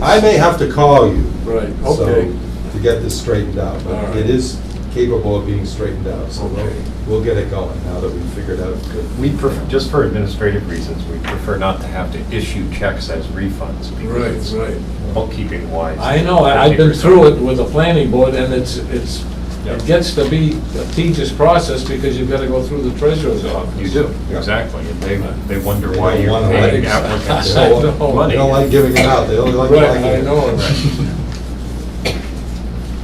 So Okay. We find it works better to just keep giving checks back until we get the right check. Right, good idea. Okay, thank you. Okay, thank you. See you, well, I won't see you in 3 weeks, but thank you for seeing that, we as a commission.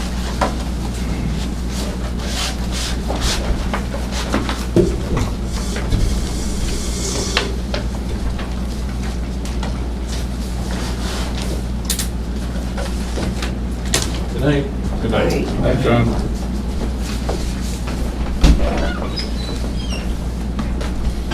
I'm not expecting anybody here on for a turnpike.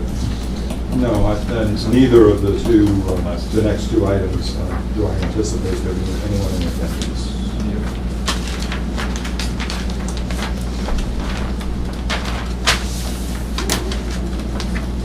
So this is the,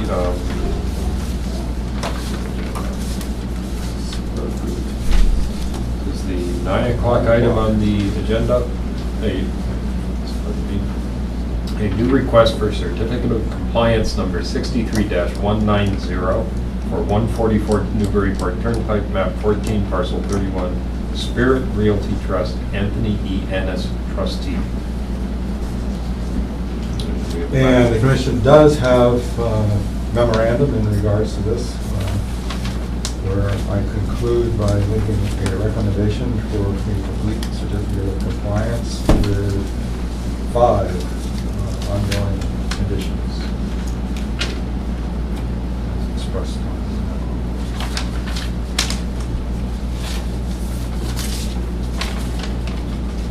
This is the off the line Manchester Gym, MAC, Dunkin' Donuts, Plaza, Rally Pizza, House of Pizza. Raleigh Liquor Store, and K's Yeah, Interiors bank. is there now, the bank. Nails, curtains, Curtains. Yeah, Eye nails and care. curtains, yeah. chiropractor. Everything, and what's out behind everything is a self-storage. Huge storage place, Yeah. yeah. Hopefully without any tenants, like. Like the Bizarrest? Or Said.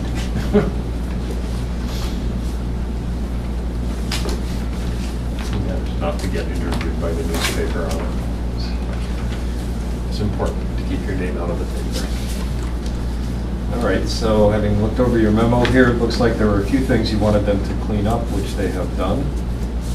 Oh, yes, and actually I should show you, Let's go pictures. nice pictures. That's the final cleaned up result, much better. Yeah. Oh, yeah.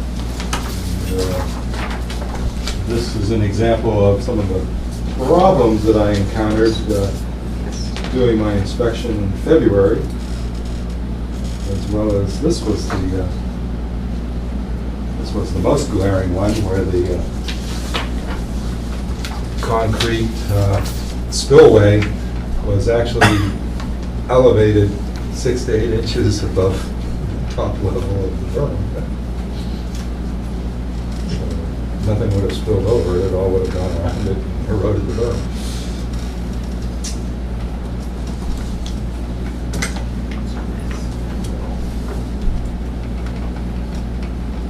Let's see what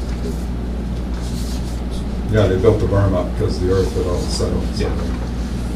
It's easier to build the berm up than to put the concrete down, sure. Right. Well, they were able to survey it because I, of course, did say that I didn't know what had happened. It could have conceivable been that frost Yeah, heaved the right, thing right. up. I didn't know how big it was or how Yep. well it was anchored. And so, but they determined by survey that actually the earthen berm had settled all around it.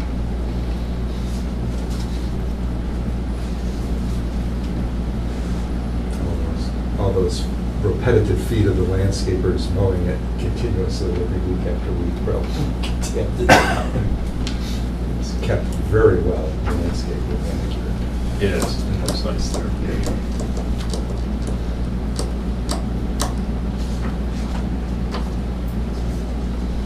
All right, well, I don't have any questions. No. Looks like it's all taken care of. In that case, is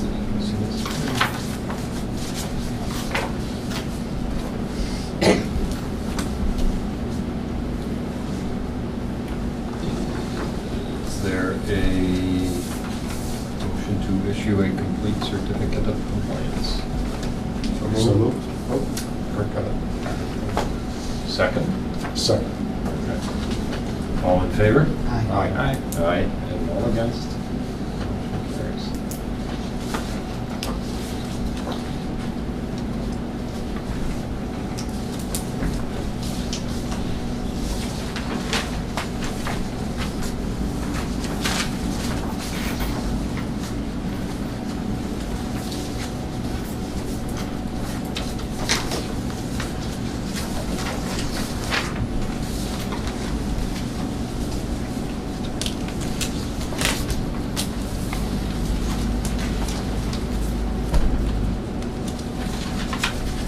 $1996. This was an oldie.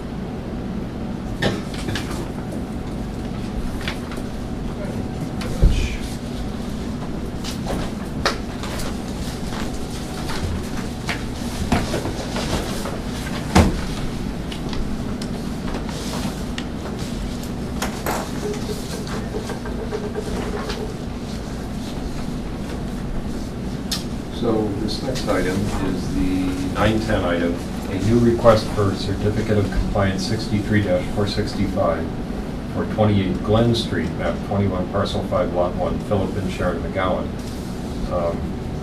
We have a memo here suggesting that the conservation restriction on this property, which we've recently reviewed, is just days away from being recorded.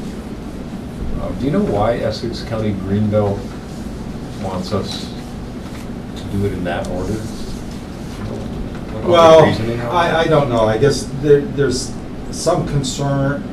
They're concerned that this would undermine the assessment of the property that was given to the IRS to support the tax advantage. Tax rate. That if we dismiss the permit which allows construction on the property, that had a bearing No, okay. on Another the question? assessment. And so, That's interesting. I didn't think of that. Must be it. Okay. well, at least that's as best as I can explain it, because it wasn't explained specifically to me. And in Mhm. fact, I had fortunately, they kept referring to me that, we don't want the commission to disprove the building permit. I was like, we don't have a building permit, we have an order of conditions. We're not disapproving it, we're just invalidating it. But I Sounds kind of the same though, doesn't it? Right. Right. But I suggested that obviously we could make the commission's decision contingent upon the proof of recording to actually issue the certificate of compliance. And obviously that just have the whole decision expire by August 15th if for whatever reason they haven't gotten things done. But I was told that it's all signed and they just anticipate getting it to the registry the end of this week, so.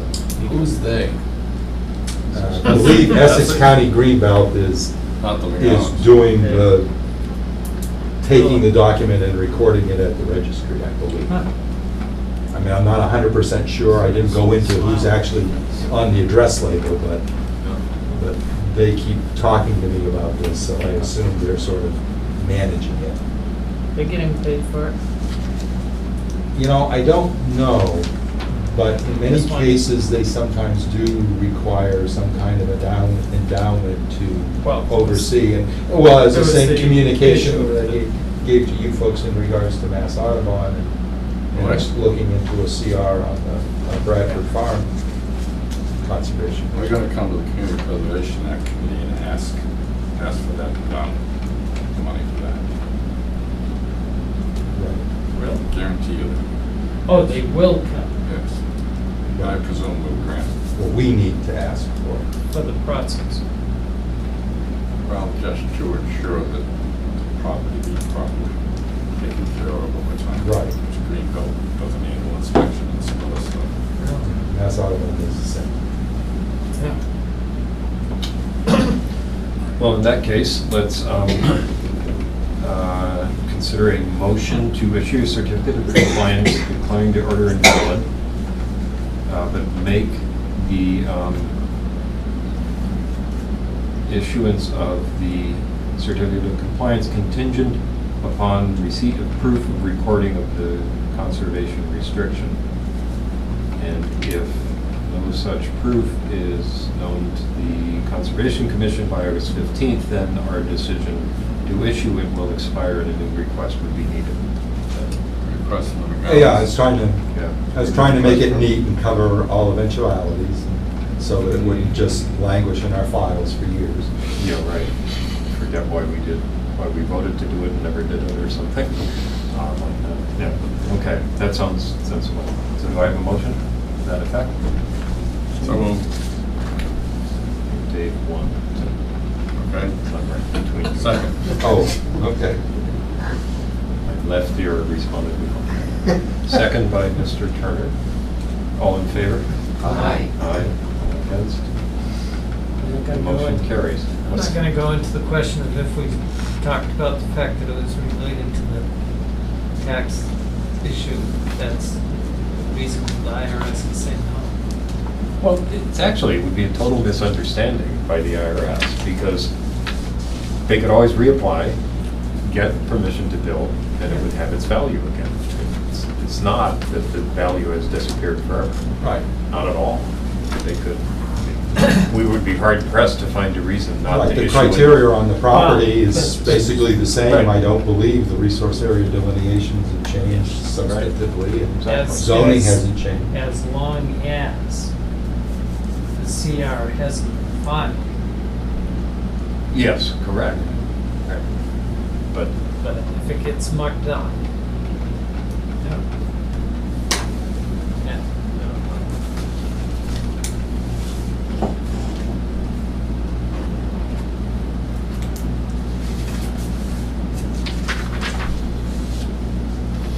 Just don't give it to that lobster man who ended up falling overboard and having to support himself by his boots, because you certainly would have lost your CR for using him for the mailboat. there's been a lot of this falling off boats. Don't crank them both. All right, that brings us to the end of our agenda. A few permit and enforcement matters. I think we have one note about that here from Brent, which is about Mr. Sear. Give us something on that? Yeah, 128 well, Van yes. Horn. Yeah. So I had an inquiry, so, well, as well as I wanted to acquaint all of the commissioners in regards to this situation. I mean, not that it's egregious or anything like that. It's more or less kind of a tale of what started off to be kind of a small project and has a couple of different aspects to it that ended up, to all appearances, of triggering 20,000 cumulative square feet of disturbance. Now, in and of itself, the harvesting of wood products is not the core issue and not the activity that is really triggering our stormwater management erosion control bylaw. The configuration of the property and the way the contractor had to develop a roadway to get in and access the timber resulted in the construction of about 500 feet of roadway that, to all purposes, is an average of 35 feet wide, has cuts and fills on either side of it, and therefore its 500-foot length gets to approximately 17,000 square feet of disturbance.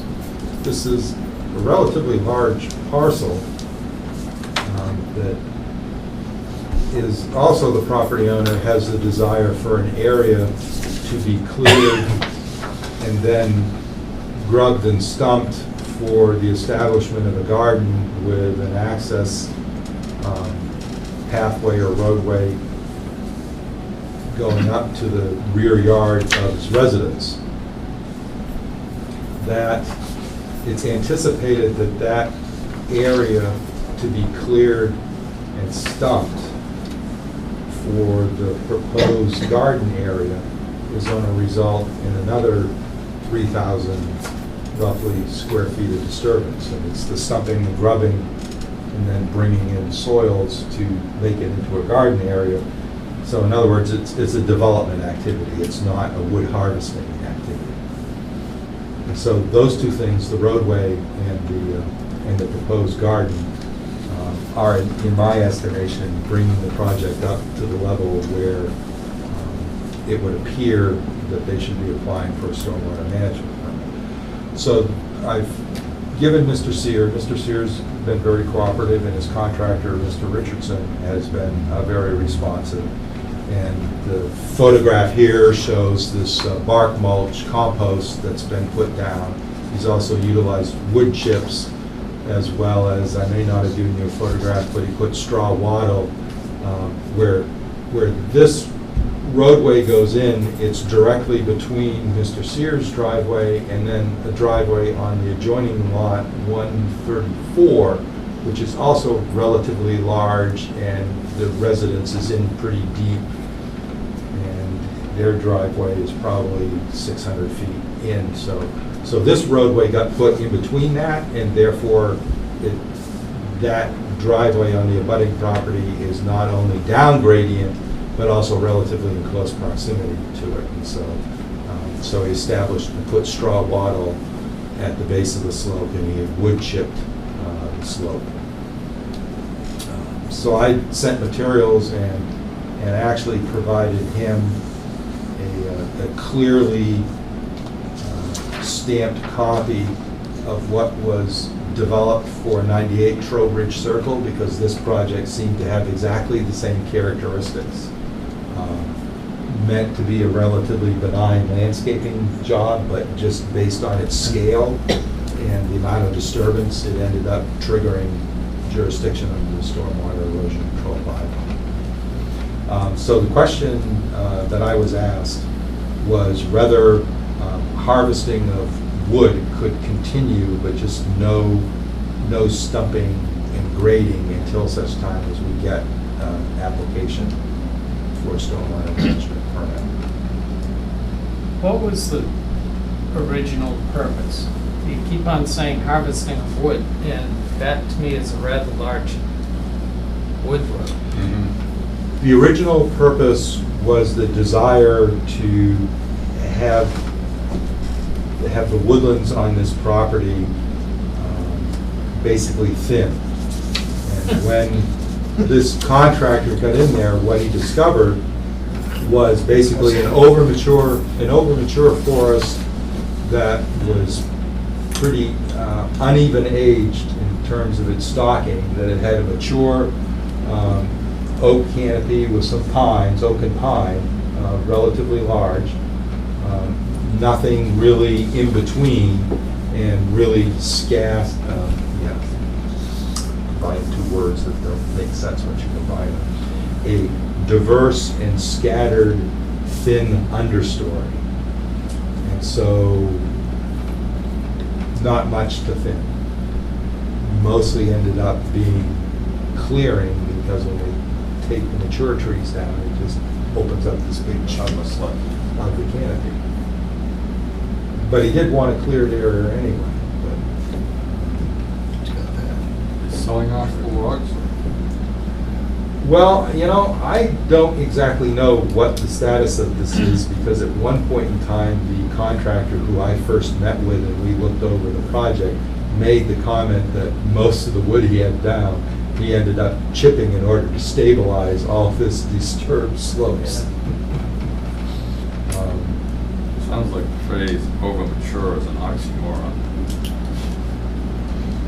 Well, I mean, it might describe my 100-year-old mother as overmature. I was gonna say. It's a matter of perspective, I think. In terms of producing wood products, it can have a connotation where most of your harvestable timber is not necessarily high value, and all of a declining productivity in terms of what it's adding on, whatever, and so that it basically has kind of reached its plateau, and just there isn't any young, fast-growing stuff coming up underneath. So you do reach a point in the terms of a tree putting on wood, so to speak, or volume, that it does slow down as it gets older, and depending upon what's going on, it can almost sort of stagnate in terms of the fact that it's not really adding a lot of biomass. But if you're going to wind up chipping this stuff anyway, that's sort of irrelevant. Well, except if that was your harvestable product, because they can send wood chips to either cogeneration biomass generation plants, or they can also, there's different uses for chips depending on what the chips are. Some chips can be added into the paper making process depending upon what paper they're making and depending upon what species you're chipping. And in looking at the lack of major logs, Yeah. assuming that they hadn't hauled a lot out of there, which I guess was like. Yeah, I don't know. These, when I can when I see first those. came on, there were those, and Yeah. I think those are what ended up getting chipped up to stabilize. 'Cause it was Even mostly- those? Yeah, it was all bare dirt, and I don't know that Wow. he took down, Yeah, I mean. I don't really know. in I don't know looking what at the that, I could status- see that that's useful lumber, but anything else? I mean, when I got onto the site here, this is mostly what I saw. I saw, once I walked the site was after Mr. Richardson, the contractor, had already had a weekend or an extra long weekend to work on putting down chips to stabilize, and all, the only tree trunks, harvested tree trunks, saw log, I don't know if they're saw logs, but the only logs I saw were these ones up at the entranceway. Because I didn't have permission to go walk the whole property at that point. I just was going into the residence to deliver the notice and see if there was someone I could talk to about what the nature and extent of this project was. It's more than your normal Oh, thinning. it sure is. Well, that's not even thinning, Well, right? That's road That's building. clearing. Yeah, That's right. yeah. yeah. Yeah. Well, it's kind of an odd project. When Brent called me about it during the week, I think, and maybe you too, were kind of struggling to see what we were looking at here. Is it forestry? Is it, Right. because, And I got the feeling, and again, you know, I can only say what Mr. Sears said to me. I'm not sure that this road building was what he anticipated. these guys in there with their I think machines? he You got never know more what's gonna than happen. what he thought he was getting for a woods road. Quite frankly, it makes me worried about having a property out in New York State logged. Well, all I can That's- say that's is, excessive. all I can say, again, is that this suffers from the lack of having a plan. Yeah. But I don't know if that's, I can't fault the guy on what he did, because it's a good roadway. Yeah. If that's what he was Yeah. looking for. All right, well, anyway, Mr. Sear just wanted to know if he could have permissions to still do some tree cutting, but not any soil disturbance or stubbing while he works on permits. and the permit we're anticipating is a stormwater management permit. Management, I believe that's Not what, the only I thing that believe that's applies. what's been triggered. Because there's nothing else jurisdictional on the property, right? No, at It's near- it's the near- very end of this Right. cut area, most of the property boundaries of this lot are marked by stone walls. 40 to 50 feet off the stone wall at the terminus of this roadway, or just access, is forested BVW. So I think some of the cutting on Mr. Sears' property may have occurred in the outer portion of the 100-foot buffer zone. I had no permission to enter onto the other property, and he was being careful to stop his cutting 25 to 30 feet from his property boundaries. So, and as we've learned before, on dry, firm ground, there isn't any problem with doing some personal wood harvesting. And so far, I'm being told by the contractor that the volume that they've taken or anticipate taking does not trigger, under Massachusetts Forest Practices Act, does not trigger the need to file a forest cutting plan. So it's in that area between being a big enough wood harvesting operation to need a plan under the statute, but being a little bit beyond the personal consumption of just taking down 5 to 10 cords of wood for personal fire. In fact, I think I was told, he said to me, he thought it was going to be 16,000 board feet. He thought of it more board feet instead of cords. All right, well, we don't file permit.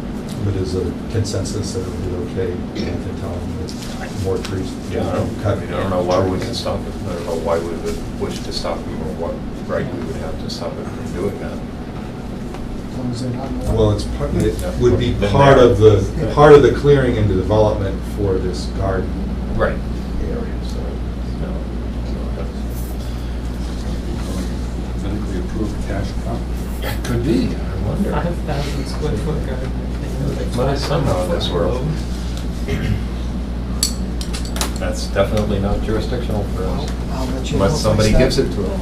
Upland area. It would be interesting. I'll let you know if I start hearing What, banjos charges and will be stuff. up? I'm back to it. That's perfect. Ooh, I've been hearing that for a while. That's why, Big Chip is. It's actually one of the few I know properties in Big Chip Raleigh that is. I walked on this. I've heard Big Chip. Yeah, I was gonna ask how many. Yeah, I mean, Chip is the. 15,000. Big trees? Because it's They're just freaking pine. loud. Pine's not worth it. Big set of blades in there. Yeah. Big, And they need a crane, put them in. Oh, yeah, So I always it's- have a hard time. It's a big operation. And you would need a road like that.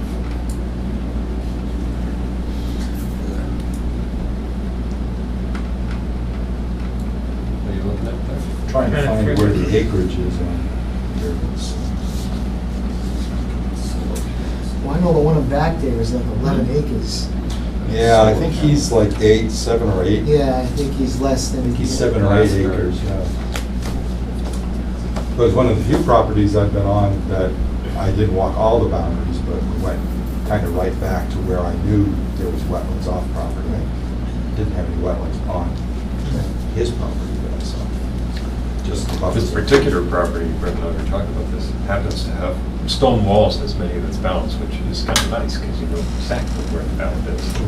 Yeah, 'cause No normally you wondering about. don't have those nice markers in the woods that sometimes to stop you. Yeah, can't beat a stone wall. All right, anything else? Did you want to discuss about meeting times? Oh, yeah. The gentleman who came to visit. Mr. Cherry. Mr. Terry, to possibly join our board, decided not to because he thought our meetings were too late for this case. So the question was raised, is there interest in starting earlier? I don't know if Mr. Terry would rekindle his interest if we did. And it's not something we've discussed in years. So what do people feel? How much earlier would make a difference? 7 instead of 7:30? 6:30, I had a discussion with him. He would need something. The concern is that I believe his wife is not steady in traversing stairs, and that the time that they normally retire and go to bed, sometime between 9:30 and 10, so he wishes to have the possibility of being home when she's making her way to the upstairs. Which is not going to happen very often, starting at 7:30. Well, you know, Likely to happen at 6:30 as well. Yeah. but it's an hour more likely to happen. I don't know how our customers would feel about it. The engineers and the applicants. Well, as you can see, though, I mean, and I don't know, I haven't surveyed all our Yeah. meetings to know enough, but usually the way we do set up scheduling the agenda is for the permit applications and projects at first. And lots of times when we are getting to the 9:30 time period, we're into the administrative certificates of compliance. And then maybe discussing the enforcement issues and stuff, so. The old adage is that work expands to fill the time available, so. There is that. I don't see us getting out any earlier. Just talk By more. starting earlier, yes.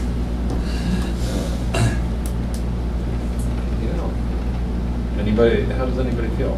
Sam, what do you think? That'd be I know you come from work pretty often. Well, if it was 6:30, I'd probably not make it.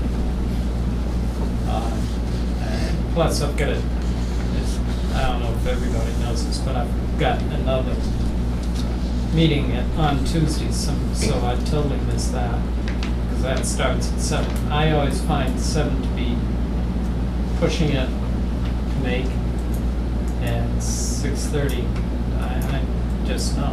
Yeah, I think. So- For me, I think it'd mean I'd miss dinner. I probably couldn't get out of the office, home, get dinner, and get here, and that wouldn't make me that happy. And I suspect you guys probably feel about We're in this. similar It kind of depends. situations. Sometimes you can get out of the office at 5, and sometimes you can't, if there's traffic, considerations like that. I get out at 6, so it's, You generally do get to go home first, though. well, Usually. yeah. Yeah. not Sometimes I have to come straight. always. Yeah, so 6:30 would be pretty hard. That's kind of the sense I've had. I think we talked about it once years and years ago. The sense I had was that it'd be hard for enough members to make it if we didn't want to. 6:30 would be pushing it. I mean, 7, maybe. If we had a full plate, we could move it up to 7, I don't know. And I haven't No, I had an think we gotta be opportunity to consistent. survey other commissions. Yeah. I can just tell you that Haverhill starts at 7 o'clock. At 7. So it's not necessarily a magic hour, but No. if you wanted me to check on what some of the other commissioners, what their times are, I can certainly do Well- that. But it sounds to me like The most important thing is, though, is you folks who have made the commitment to participate as appointed commissioners. The most important thing is to have a reasonable meeting start time that meets your needs. Right. And meets the needs of our applicants. Yeah, I think most of all the commissioners, because if you're inconvenient for the commissioners, we'll have a hard time getting commissioners.